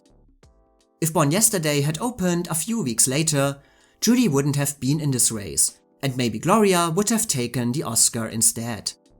But Judy arrived at the last minute and had all the momentum on her side. Another advantage for her. Furthermore, as I have mentioned in many other videos so far, the 1950s and 1960s were a time when Broadway and Hollywood came closer together than ever before. Not only Katharine Hepburn had seen Judy on the stage in Born Yesterday. The play was one of the hottest tickets for basically every member of the Hollywood community for years. All of them applauding Judy's work and now expressing their joy that she created Billie on the big screen as well. In the past, actors recreating or not recreating stage roles had rarely ever been a huge issue. Except for example in the case of Bette Davis, Tallulah Bankhead and The Little Foxes, but would become a hotly debated topic moving forward. And the closeness of Hollywood and Broadway would lead to many awards for actors recreating stage hits in the future. And all these debates began with the 1950 Academy Awards, when Jose Ferrer and Josephine Hall took home Oscars as well. It was a new trend which highly benefited Judy, who was right at its center. I have also talked about the Oscars as an investment, and when we look at the race from this point of view, then Judy Holliday is also the most logical choice. Bette Davis and Gloria Swanson were maybe giants of Hollywood, but they also were the past. Judy was the future. In a race of newcomer versus veteran, sometimes the veteran triumphs, a Geraldine Page or a Jessica Tandy. But in most cases, Oscar voters give their blessings to the newcomer, the one who will be a big star and hopefully make a lot of money. A Jennifer Lawrence, a Grace Kelly, an Audrey Hepburn, a Gwyneth Paltrow, or a Judy Holliday. And while the hype around Adam's Rib had died down a bit by now, the movie and the praise for Judy's work in it had made it clear that Born Yesterday was not a fluke, and that Judy was here to stay. But beyond this, it's also important to highlight that Born Yesterday not only made a strong financial and critical impact after its release, but that it was a true cultural and societal phenomenon as well. It was the right movie at the right time. As I said earlier, Born Yesterday was criticized by some for its alleged anti-American views, but the vast majority saw it completely differently, fully fledged pro-American, showing how people with strong beliefs in the Western political system can make the country a better place, and emphasizing the virtues of democracy, decency and patriotism at every second. Ironically, the political realities of 1950 and 1951 that caused some protests against Born Yesterday and Judy Holliday were also the reason why they became so popular, as they provided the perfect chance for escape and uplift in a time that desperately longed for it. Born Yesterday might not have had the same level of prestige as All About Eve or Sunset Boulevard, but it had an urgency and timeliness that couldn't be denied. And all of this is also true for the character of Billie Dawn and the star persona of Judy Holliday. The cultural and societal significance of Billie Dawn in 1950 and 1951 might not be obvious at first from today's point of view, but her image at the time actually went far beyond the stereotypical dumb blonde and fit perfectly into the changing environment.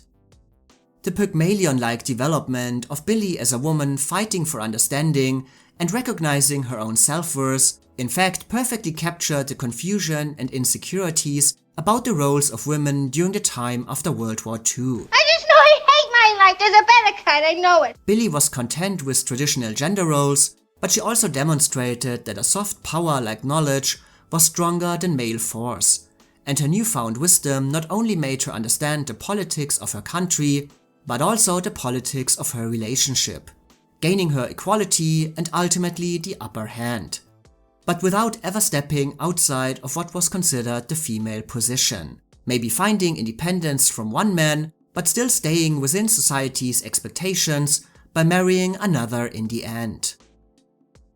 And all of this turned Billie into a character that stood for the zeitgeist, that had a contemporary importance, and that, like the movie itself, could be claimed by both progressives and conservatives. And therefore gave Judy Holliday an even stronger prominence in this race, as she played a woman who, unlike her two closest competitors, didn't long for the past, but one who fit perfectly into the present and the future. And Judy's own personality captured this uncertainty and nervousness about roles for women just as much as Billie Dawn. She was not only constantly portrayed as a new kind of Hollywood star, but also a new kind of woman.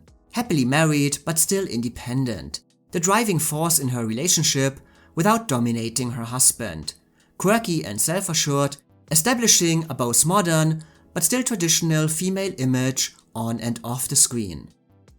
It was a personality that emphasized Judy as a perfect fit for the future of Hollywood. And all of this independence and self-assuredness and positioning as a new kind of female star was also constantly covered in connection to Judy's rise to stardom.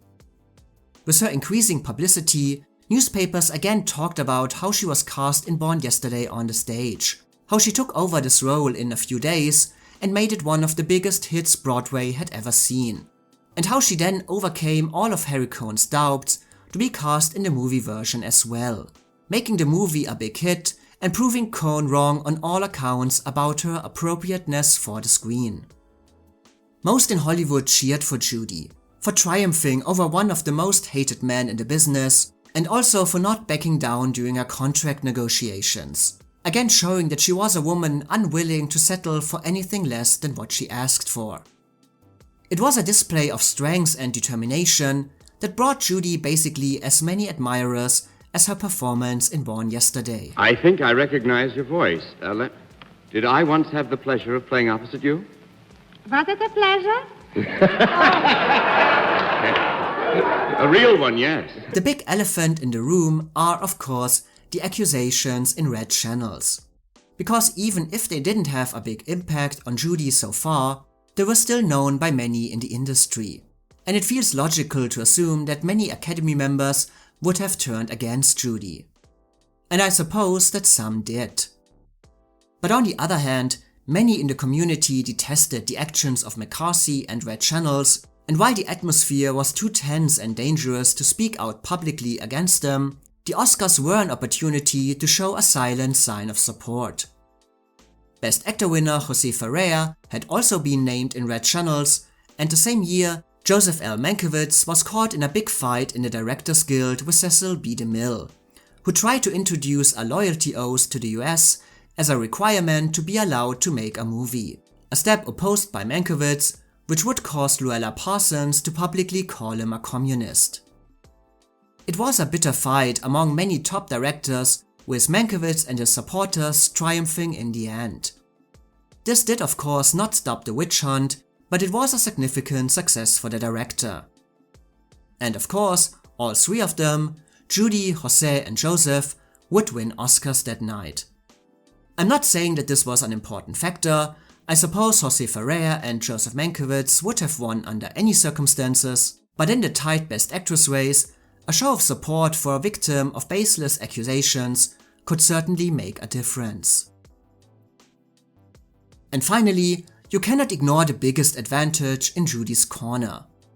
The simple fact that people actually thought that she deserved to win.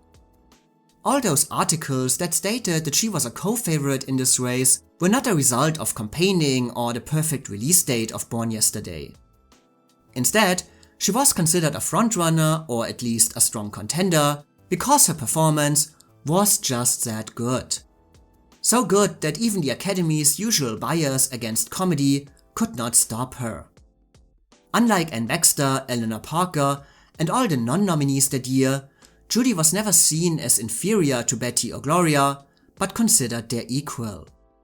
I mean, Academy members cannot know which performances become iconic and which not, but in 1950 and 1951, there was no reason to assume that Judy's work wouldn't be remembered just as strongly or regarded just as highly. In 1950, Sunset Boulevard brought a nomination for an Academy Award to Miss Swanson. It should have gotten the Oscar. It should have gotten the Oscar. Absolutely should have gotten the Oscar. I saw the other night on television, you remember the movie that you made with, oh dear. Jack Lemmon? No, this was when you went to Washington and... Paul Douglas? Paul Douglas, no. Born no. Yesterday. Yeah, Born Yesterday, that's what I saw Oh. it the other night, and it was just as good as the first time I ever saw it. There was a lot of fun. You looked as though you had a great deal of fun making that. That was wonderful fun, yes. You look like you have a lot of fun doing everything that you do. As I said earlier, many talked about an Oscar nomination or even the Oscar itself for Judy's performance immediately after the release of Born Yesterday, simply because it was seen as highly deserving, even with this competition. As Luella Parsons wrote, Judy gives the best comedy performance of the year, with no one even close to her. Watch for Judy at Oscar time. With all of this, I don't want to say that Judy's win was inevitable. It was extremely close, and nobody would have been shocked if the winner had been Bette or Gloria. But again, a win for Judy was always just as likely. It was a nail-biter between those three, and in the end, one of them had to win. And for me, it was important to point out that today's perception of this race mostly misses the bigger picture. No, this was not a stunning upset. And no, this win did not come out of nowhere. Yes, Bette and Gloria had many reasons to expect to win, but as I have discussed, Judy had a large share of advantages too. Many different circumstances influence an Oscar race, and if these circumstances had been any different, maybe there would have also been a different outcome. The Oscars are always a snapshot of that moment in time. And in that moment, Judy simply had the upper hand. So there is much more to this race than the constant talk of vote splitting or upset. Instead, from the moment Born Yesterday opened, Judy was a legitimate contender for the gold, even against this legendary competition, and a lot of what is said about this race today is simply shaped by a modern perspective, without the context of the time and the circumstances surrounding each nominee. And I hope I could make that clear. And I guess this leads us to the next question. What do I think of this performance? And do I agree with 1950s attitude that Judy Holliday deserves to be on the same level as Bette Davis and Gloria Swanson? Well, the easy answer is, of course I do. Yes, Bette and Gloria give two of the greatest cinematic performances of all time, but so does Judy Holliday. I think that while we often appreciate comedic performances and consider them underrated, we still tend to be a bit hesitant when comparing them to dramatic performances. And I think this is most likely because when you watch a great dramatic performance, you know that you watch a great dramatic performance. I mean, when Gloria Swanson slides down the stairs at the end of Sunset Boulevard, or Bette Davis reflects about her life and her career, you know that you are watching movie history, something epic. Or when Meryl Streep has to choose between her children, or Marion Cotillard learns about Marcel. These kinds of scenes give you goosebumps. They touch you, they leave you breathless. You sit in the theater and think, wow, now that's acting. And I totally agree with that. I do that too. But with comedic performances, many don't get this feeling. They are entertained, they laugh, but they usually don't immediately think, this is really awards-worthy. But when it comes to Judy Holliday, it really, really, really, really is awards-worthy. Because of the voice and the emphasized mannerisms in Judy's work as Billie, it's very easy to overlook the depths in her performance and how detailed it is, and how easy Judy makes it look. But pay attention to the constant sadness in Billie's eyes, the disappointment she feels in herself, the slow understanding of her own situation and what she feels is right and wrong. This is not just a high-pitched voice and good line reading, but a complete, 100% successful, multidimensional, complex, and original characterization. Well, when a piece of paper gets old, what happens to it? Throw it away? No, it turns yellow. It does? Of course. What do you know? The character of Billie is very stylized and not necessarily meant to be completely believable on a human level. But Judy Holliday still created her as a real person, inhabiting this role to a point where everything feels completely organic and natural. Jokes never forced or written, but always as part of Billie's character. Despite having played this part over 1,000 times before, this performance never feels calculated or over-rehearsed, but always remains warm and spontaneous. I get everything I want, 2 mink coats, everything. If there's something I want, I ask. If you don't act friendly, I don't act friendly. Oh, and I just want to add another personal thought here. I know that many people think that Judy had an unfair advantage in this Oscar race, since she had played the part so often on the stage and knew the character inside out, how to deliver every joke and every punchline by heart. Well, I personally disagree that this is an advantage. First of all, there are the obvious differences between stage and movie acting, and especially when a performance is rather big and loud, it can be extremely difficult to adjust what you did so many times for the last row of the balcony to the intimacy of the camera. I would rather say that this can actually be a disadvantage, because an actor or an actress needs to both stay true to what they have done on the stage, but also allow new choices in their work. But most of all, I don't think that playing a part so often on the stage gives you any advice on what to do in a movie, especially with a comedy. You might give the same performance 2 days in a row on the stage and get completely different reactions from the audience, and need to change your style right away, do different gestures and deliver jokes in a different manner. As I said earlier, filming was very difficult for Judy because she did not have these reactions as a guideline.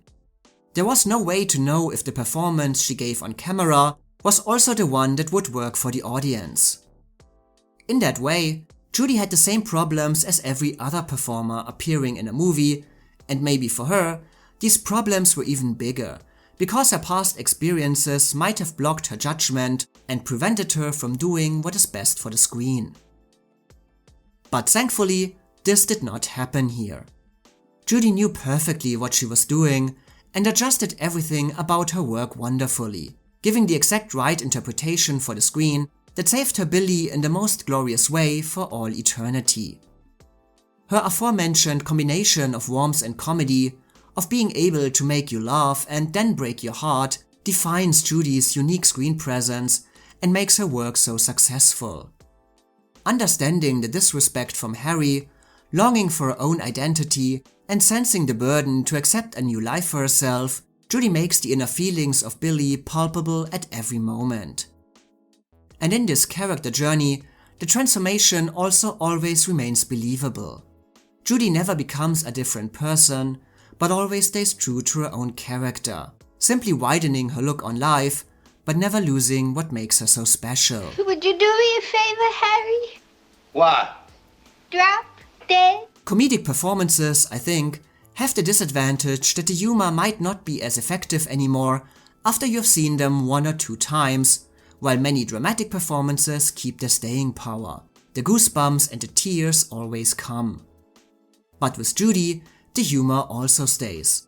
No matter how many times I have seen Born Yesterday, Judy will always make me laugh and bring a smile to my face.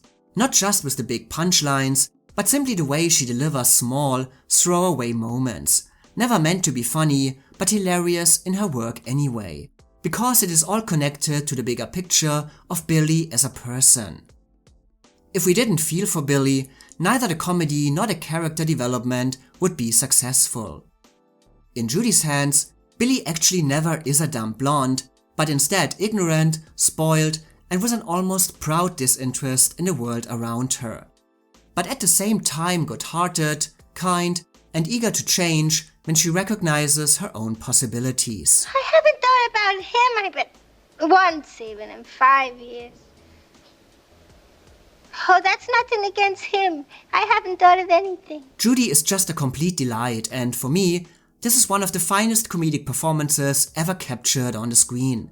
Not just because it's funny, but because it's human and believable, working within the context of the movie, but also far beyond. Judy is joyful and touching, and shows Billie as a woman longing for more. You don't look down on her, but you are delighted to see her develop into her own person. A tour de force does not always have to include hair pulling and big breakdowns, but can make you laugh and laugh again, while also crafting moments of touching sincerity. And this is precisely what Judy did in Born Yesterday. And her performance has no reason to hide behind her 2 more iconic Cohn nominees, but catches up with them at every step of the way, and should be considered just as legendary. Many might disagree with this Oscar win, but I for one think it stands as one of the best decisions the Academy ever made. Boom, boom, boom, boom, boom.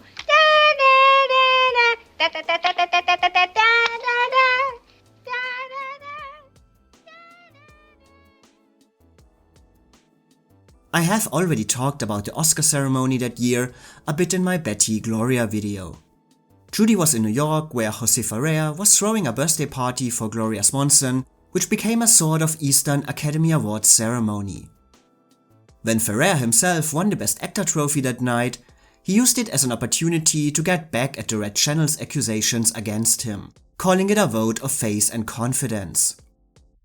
Judy, who herself never expected to win, was of course overjoyed, but also immediately overwhelmed by the whole affair, and also felt extremely guilty about her win over Gloria Swanson, who remembered it as, "She looked lost, as if she didn't recognize anyone. When she dared to look at me at all, she seemed to be pleading for forgiveness." Unfortunately, the wire connection to the microphone in New York was broken after the win of Jose Ferrer, so Judy's speech was only heard by the people around her, and no record of what she said exists. However, it's unlikely that she would also have made any political statements in her speech, preferring to keep the entire situation as quiet as possible. Isn't it wonderful that you won the award? Oh, I should say, I'm the happiest girl in the world. Maybe not the world, but I'm the happiest girl in my neighborhood. I'm the first girl on my block to win an Academy Award. Oh, Judy, here's Joan Davis, darling. Hi, Judy. How you do? Oh, gee, kid, I'm sure happy you won that Academy Award. Thank you, Miss Davis. I'm sorry you lost.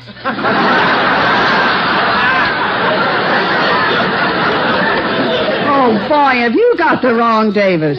In my Gloria Swanson video, I have also already talked about why her post-Oscar career was so disappointing after her grand comeback. Since she was a rather unfamiliar actress past 50, Hollywood had no idea how to cast her moving forward, showing its inability to think of diverse and challenging projects for women of a certain age. But Judy was obviously much younger and a new Oscar winner. Why did her movie career equally not make a bigger impact during the next years? Well, first of all, the Oscar did not change Judy's opinions about Hollywood and movies. After her win, she gave various interviews that again made it very clear that she had no intention to become the next big thing. And definitely also not play another Billie Dawn. Like Gloria Swanson didn't want to repeat Norma Desmond for the rest of her life, Judy had no more interest in dumb blonde roles or cute voices. Instead, she wanted to play parts where I can use my own hair, my own voice, and maybe even be literate. As newspapers stated, the thing that bothers her most about her acting career is the danger of being typed for dumb blonde roles. She would like to play Ophelia. I sat next to you up at the table, and I remember you using that voice. Well, Miss Judy Holliday, we ought to either keep him away from Dutch treat clubs or never use the voice again, one or the other. Well, this is the end of the voice. Judy's biggest wish after her Oscar win was, unsurprisingly, not to make another movie, but instead stay in New York and return to the stage. However, she could not commit to any long-term project because Harry Cohn was eager to capitalize on her sudden success with a follow-up vehicle to Born Yesterday. But the problem was, Harry Cohn had no idea what a follow-up vehicle could be. He had finally been convinced of Judy's appeal on the screen, but what that appeal was, or how it could be used, he still didn't know. Judy wasn't like any of the other Hollywood blondes that would rise to stardom in the next couple of years. Neither a girl next door type, nor an alluring tempest, nor an icy queen. For almost everyone, Judy was the dumb blonde, plain and simple. So despite the differences, Gloria Swanson and Judy Holliday actually had the same problems.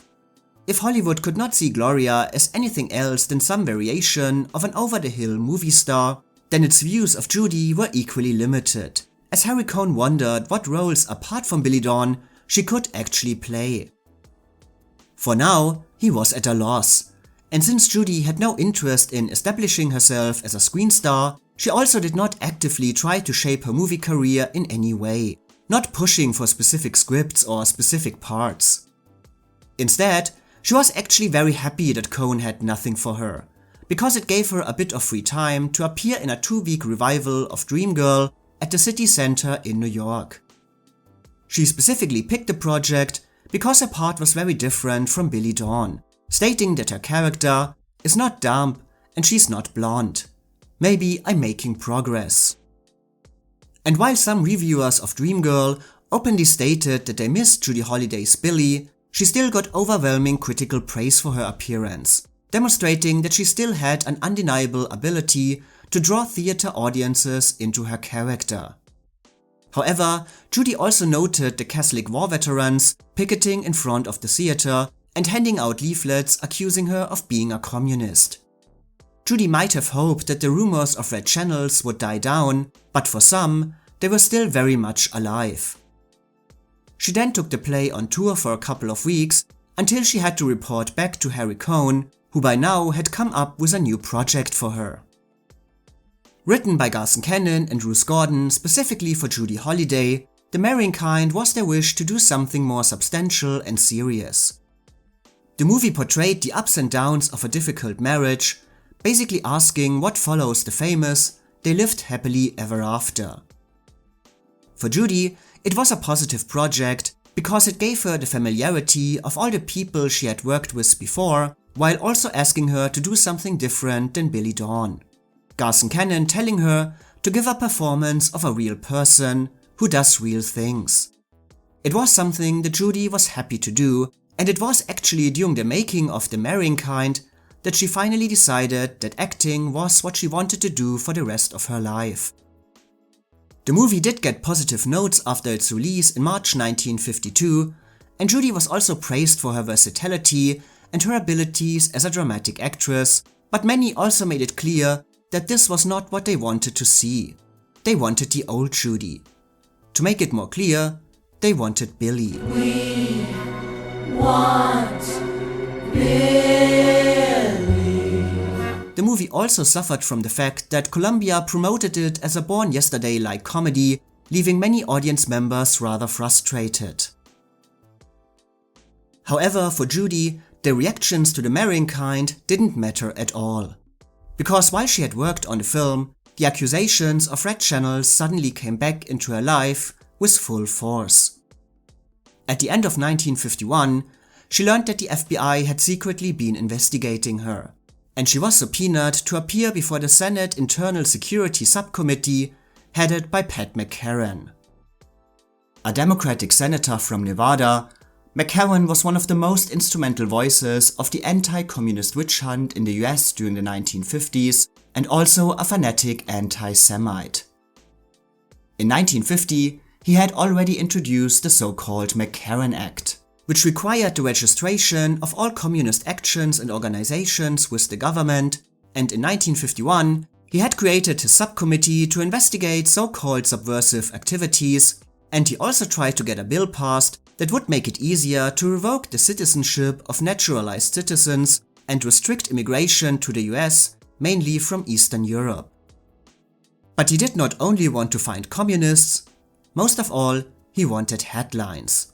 And what could bring you better headlines than investigations into the big stars of the screen? During the release of Red Channels, Judy was still largely unknown and not of interest to him. But her Oscar win had changed everything.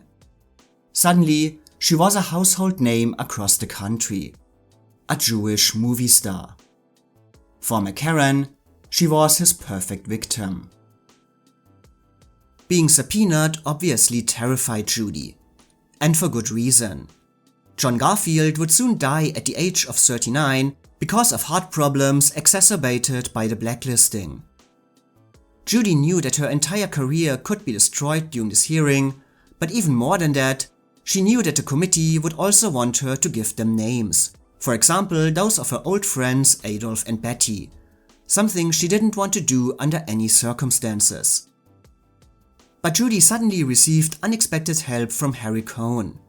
The studio head, while following the unwritten rules of blacklisting, was not a fan of the way this witch hunt was conducted, and of course, also didn't want to risk that his newest star would be put out of work. And so he did his best to protect and prepare Judy as well as possible. He first arranged that her hearing would be postponed after the opening of The Marrying Kind, because business first, but more importantly, he could convince the committee that the hearing was private, so no TV and no newspapers, which, if everything went well, could save her career. And Cohn also hired various lawyers to help her with statements and prepare her answers for a hearing on March 26. By now, there are many stories that Judy escaped the accusations against her by playing Billie Dawn during a hearing. But this is not entirely true. She certainly didn't intend to be Billie. She didn't do the voice or any mannerisms. It was, after all, widely reported that she was actually highly intelligent. Rather, the pressure of the hours-long hearing forced her into a sort of naive innocence, and she began to realize that foolishness and ignorance were her best options. During the hearing, she would again and again emphasize her own faults for not thinking clearly about what organizations she supported, and in general tried to outsmart the man sitting opposite her by downplaying her own intelligence as much as possible, starting right away with, "I am telling the truth as far as I know the truth." When asked about her support for the Hollywood 10, she said, "It was presented to me as something about underdogs. I have been a sucker for that. I usually say yes." She then further strengthened her own naivety about world politics when she said, "I have on occasion contributed to or identified myself with organizations whose principles seemed to coincide with mine. At the time of my association with them, I had no knowledge of suspicion that any of them were subversive." And she concluded with, "I am probably not a good citizen because I don't read the news. I have been awakened to a realization that I have been irresponsible and more than slightly, stupid." It was an exhausting hearing, but it would end as well as it could for Judy under the circumstances. For McCarran and his team, witnessing Judy humiliate herself by admitting her own stupidity was very satisfying, and they told her that for now, they saw no reason to publish the records of her hearing. Judy was later very ashamed of herself and felt that she should have carried herself with more dignity, but she had achieved what she wanted the most. She hadn't given any names, always denying that any of her friends or colleagues were communists. She now hoped that the whole thing would be over soon. But this wish was not to be. The fact that Judy had to testify at all was already enough to create hate against her throughout the entire country. Newspapers called her the darling of the daily worker, and especially the Catholic War veterans were again out in full force against her, picketing the marrying kind and publishing statements like, "While our boys are dying in Korea, Judy Holliday is instead defaming Congress." Judy had nightmares about these protesters for years. She found private happiness in 1952 when she learned that she was pregnant, but she also received phone calls from strangers who told her they hoped that she and her baby would die. And then, of course, there were the effects on Judy's career. While not officially blacklisted, the allegations were more than enough. She was dropped from an appearance on the Bob Hope show, and NBC cancelled its plans to give her her own TV show. Her entire career was completely uncertain at this point. She still had her contract with Columbia, but with all the backlash, the studio did not want to cast her in anything for now. Her old partners Betty Comden and Adolph Green were working on a little musical called Singing in the Rain at the time and based the character of Lena on her, but allegedly she was never offered the role, mainly because the movie was made at a different studio. But again, the accusations against Judy would have made a casting highly unlikely in any case. Comden and Green also worked on the musical Wonderful Town, based on the movie My Sister Aline, another project Judy would have loved to do, but again, she was never asked, despite some rumors at the time that she might take over after Rosalind Russell left. And in September 1952, the committee, without warning, released her testimony. While the report did not find any proof of guilt, her admittance to her stupidity and naivety gave the press a field day. With venomous joy, they described Judy as the dumbest of the bunch, who was too stupid to recognize that she had been supporting communist causes.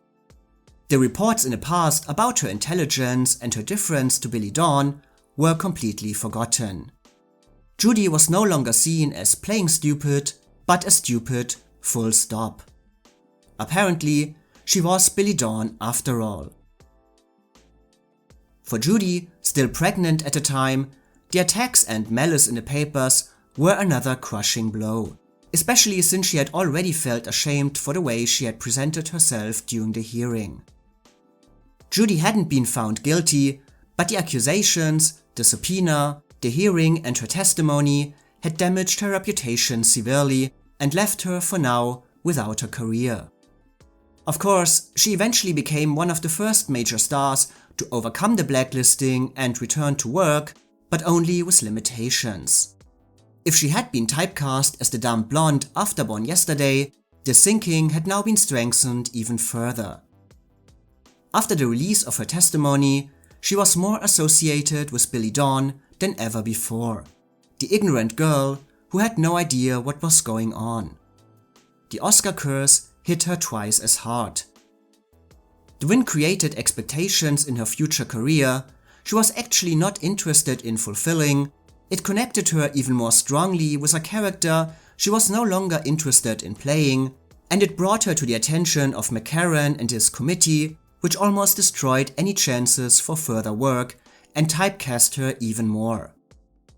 Of course, Judy would most likely have been subpoenaed without the Oscar win as well, but her sudden popularity certainly increased McCarran's interest. Due to all of this, Judy was more dependent on Harry Cohn than ever before. She couldn't ask for better material or reject what she was given because she wasn't offered anything else. And Cohn decided that once Judy could again be cast in a movie, it would be best to give her nothing that might be considered controversial or be too far removed from her public image.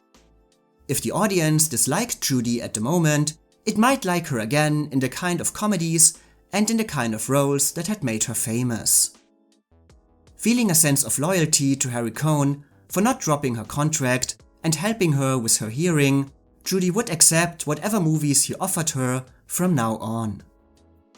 She would actually not work again until 1954, when Cohn felt that the public outcry had died down. And it was again the duo of Cannon and Cukor that guided her comeback. Cannon had written the comedy It Should Happen to You initially as a vehicle for Danny Kaye, but Ruth Gordon told him that it feels like Judy Holliday to me. The movie was also the debut of Jack Lemmon, and both actors got along extremely well. George Cukor would later add this scene after seeing Judy and Jack play the piano between takes. We're gonna have a long talk in a few days, Gladys. In fact, several long talks. In fact, we may end up talking. What do you think? What was it like working with Judy Holliday? It was absolutely wonderful. She was just divine. Terrific. A unique talent? Absolutely unique. And one of the brightest actors that I've ever known. And she played dumb blondes. Right. But she was extraordinarily bright. It Should Happen to You was not a big hit like Born Yesterday, but it made money and was liked by the critics. It was officially Judy's comeback, especially since there were no protesters and no other pushbacks against her appearance. The controversy appeared to be over. And as a personal comment, if you don't know any Judy Holliday movies beyond Born Yesterday or Adam's Rib, I highly recommend It Should Happen to You, which shows Judy at her most charming and entertaining. François Truffaut even later called it a masterpiece. Moving forward, Harry Cohn, however, still played it safe and continued to offer Judy very similar roles. Her other 1954 release was... Sorry, no idea how to pronounce this. The movie again paired Judy with Jack Lemmon, but she strongly disliked the project, which also was the first time that she was not directed by George Cukor, but by Mark Robson, whom Judy didn't remember fondly. The whole thing made Judy feel rather uneasy about her movie career because she quickly realized that it was not truly a vehicle for her, but rather a commercial for Columbia's new star Kim Novak. In 1956, she then appeared in The Solid Gold Cadillac, which was actually a project she liked very much. It was based on a popular play and a case when she actually took a part that somebody else had created on Broadway, but only because actress Josephine Hall was no longer able to play it. She actually died 1 year later. Otherwise, Judy would never have accepted the role, still remembering how hurt she was when so many actresses tried to take her part of Billie Dawn. But 1956 was a bit like 1954. One movie she loved and one she hated. Now it was full of life, about which she had nothing positive to say, and after completing it, Judy actually became rather tired of making movies. She wanted to return to the stage and restart her career, just like her friend Katharine Hepburn had done more than 15 years ago. And since Columbia signaled that they had no projects for her at the moment, she was able to commit to a bigger Broadway project this time. One that finally reunited her with Adolph Green and Betty Comden. Another musical That from took New York us about City. a year sitting around. To find the idea. We knew we wanted to do one for Judy. It was for Judy Holliday. And we just groaned and racked our minds, came up with nothing. And then one day... Well, looking at the back of a phone book, probably had to look up a number, we saw this picture of an answering service, Tel-Answer-phone, with these rows of girls sitting at these polished walls of switchboards and plugging in numbers and the wires coming out of their heads, reaching all over the city. And we thought, now there's an idea for a show. It was the kind of project Judy had been dreaming about, hoping that this would give her career a new push and enable her to stay longer in New York. The only problem? Judy was terrified of singing in front of a live audience. So far, she had only sung in character. Now she had to find her own voice. To be able to do Bells Are Ringing, Judy took extensive singing lessons, but would always turn her back to everyone else while practicing. However, over time, she gained the necessary confidence, and with the help of director Jerome Robbins and choreographer Bob Fosse, became a musical sensation. Everyone agreed that Bells Are Ringing wasn't a great show, but none of this mattered when Judy was on stage. Her singing and dancing might not have been world class, but viewers fell in love with her the same way they had many years before. The role also brought Judy a Tony Award for leading actress in a musical, a category where she again took down some giants, Julie Andrews and Ethel Merman. Are you appearing at the present time in a Broadway production? Yes. Mr. Preston, is it a musical production? Sometimes. The voice doesn't give out the way Yes, I think it is, Robert. Gee. Miss Gilgallen? I think there's only one person who does such a wonderful imitation of those glamour girls, or them glamour girls, like Marilyn Monroe. Are you a beautiful blonde who wears an abbreviated costume in a current musical?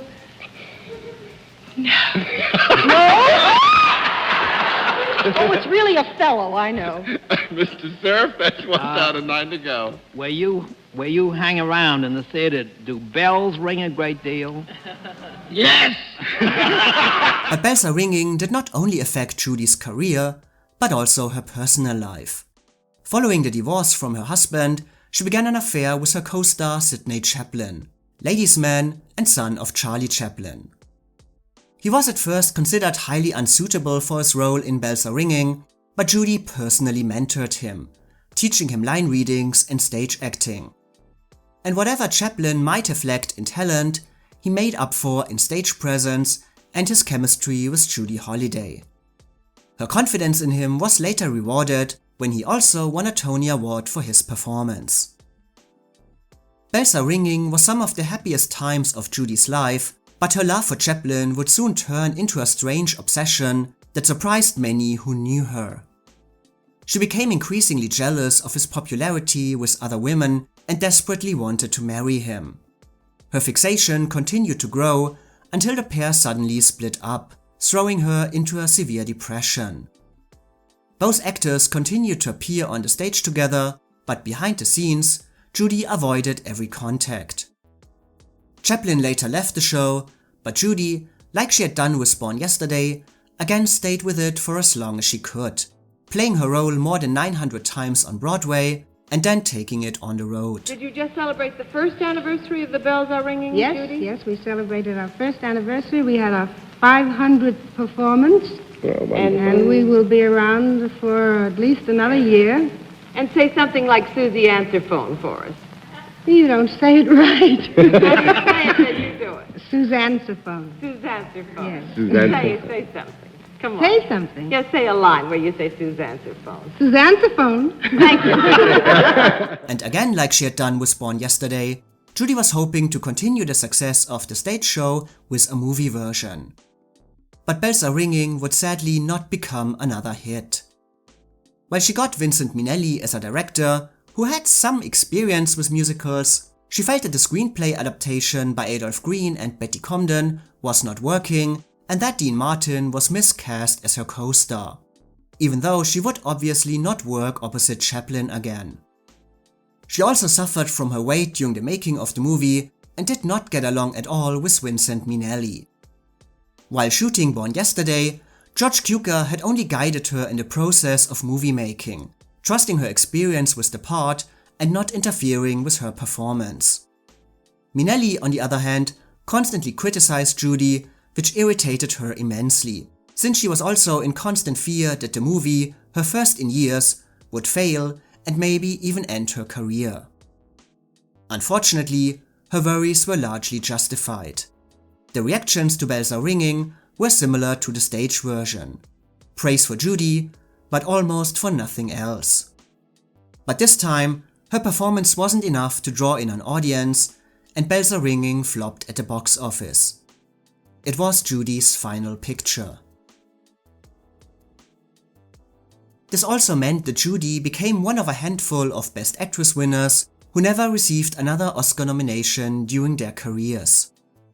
Considering the aforementioned close connection between Broadway and Hollywood during this time, It seems kind of surprising that Judy did not get an Oscar nomination for recreating a Tony-winning role, especially since musicals were also very popular with the Academy. But even with a Tony-winning role, performers need to have a vehicle around them that at least makes some kind of critical impact, which Bells Are Ringing sadly did not. Furthermore, yes, musicals were popular at the time, but the Academy clearly preferred different types of musicals. Judy Holliday singing at her desk simply couldn't compete with energetic dance numbers, lavish costumes, on-location shooting, elaborate set designs, or catchy show tunes. And in regards to Judy's other roles, well, first of all, she only did a few movies during her career, which of course limits the chances for Oscar attention in the first place. But worse, none of them made any serious impact after Born Yesterday. These kinds of small comedies always have a hard time entering an Oscar race, especially if the performer is also primarily seen as a comedian. Again, Born Yesterday was different because it was an acclaimed stage hit and an Oscar contender in many categories. None of her other movies came even close to that. The Marrying Kind might have been a perfect opportunity for the Academy to give Judy a follow-up Oscar nomination, since her role was a departure after Born Yesterday, and because the 1952 lineup is not necessarily remembered as the best of all time. Oh, it's horrible! It's horrible! But considering that many people were actually disappointed by Judy's departure from the kinds of roles everyone expected her to do, and of course, the controversy surrounding her at the time, it's no surprise that she was never even mentioned as a possibility for a nod. The easiest chance for a second Oscar nomination was actually at the beginning. Double nominations in lead and supporting are rare, but they do happen, and considering her praise for Adam's Rib, it is kind of surprising that she wasn't nominated for this performance as well. But the movie had opened long ago. It even qualified for the New York Film Critics 1 year earlier, and by the time the 1951 Oscars came around, all buzz and campaigning for Judy was completely focused on Born Yesterday. This was the place to award her, while Adam's Rib was largely forgotten by this point, only receiving an Oscar nomination for its screenplay. After the unpleasantness of shooting Bells Are Ringing and the disappointing critical reaction, Judy hoped to make another successful comeback on the stage. And she set her eyes on a project she felt might show a new side of her talents, a play about American stage actress Lorette Taylor, today mostly remembered for originating Amanda Wingfield in The Glass Menagerie. It was considered a surprising step for Judy, but she hoped that her first truly dramatic stage role would bring her back to the top.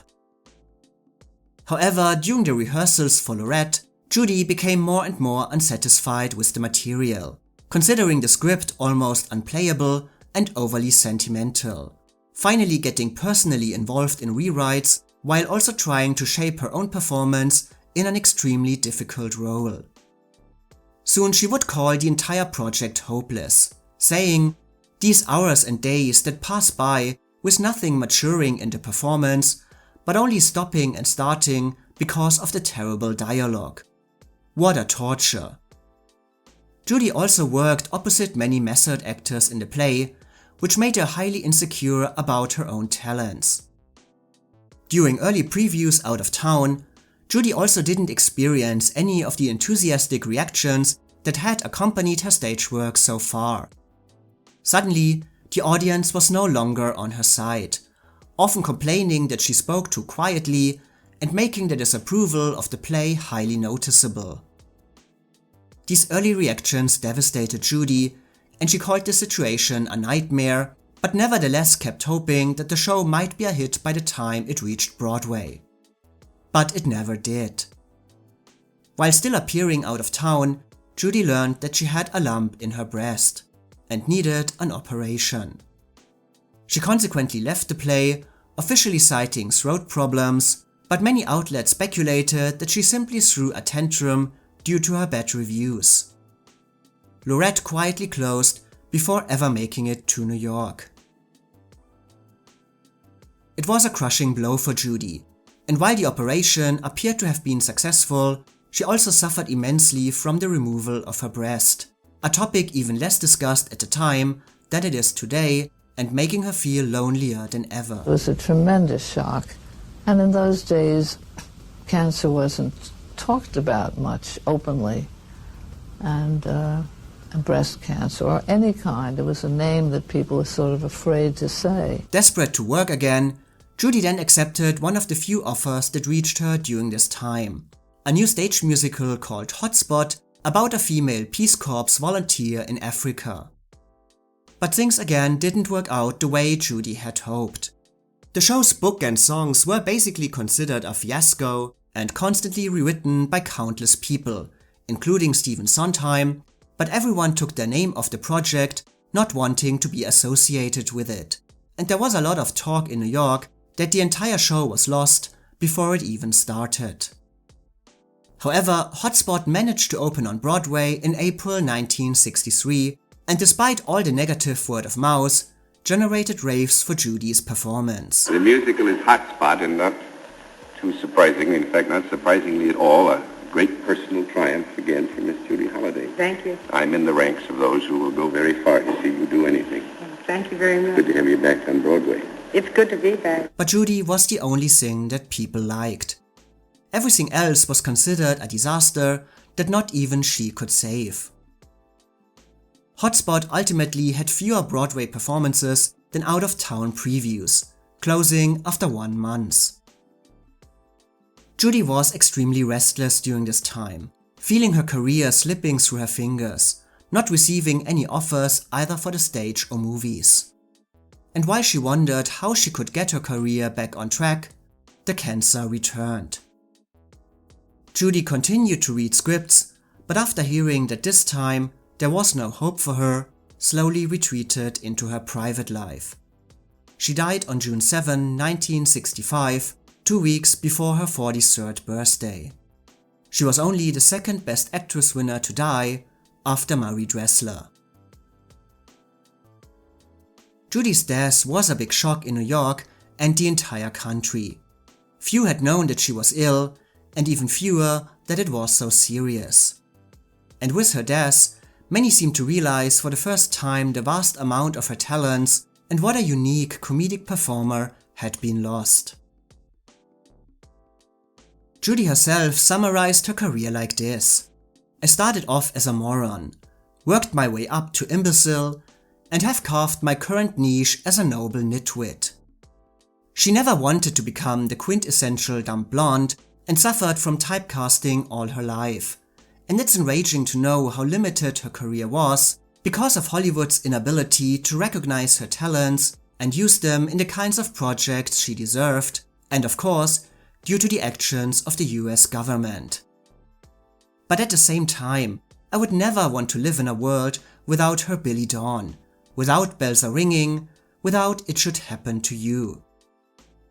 The life and career of Judy are such a tragic combination of heights and lows, because even her heights never feel like they truly brought her the satisfaction she wanted, the Oscar win eventually limiting her instead of offering more opportunities. And it often feels that despite all her success, she could never reveal her full potential, faced with doubts and rejections all her life. There is so much she could have given us, if the political hate of the time and her early death had not robbed us of so many opportunities. And it's impossible to not feel a constant sadness when thinking about her life, her missed chances, her personal miseries. But then I see the happiness she was still able to project in her work, that indescribable joy of life, and feel an overwhelming sense of gratitude that despite everything, she was still able to reach the peaks she did. Because isn't it wonderful to live in a world where a performer like Judy Holliday could leave a lasting legacy? And isn't it wonderful to live in a world where Judy could overcome the obstacles of the industry and actually win an Oscar for her unique work, for her one-of-a-kind comedic talents? I don't know who agrees with me on this, but I hope that I could make you understand Judy, her career and her life a little bit better. And maybe, like me, you are grateful for all the joy, for all the laughter, and for all the unforgettable moments she gave us during her much too short life.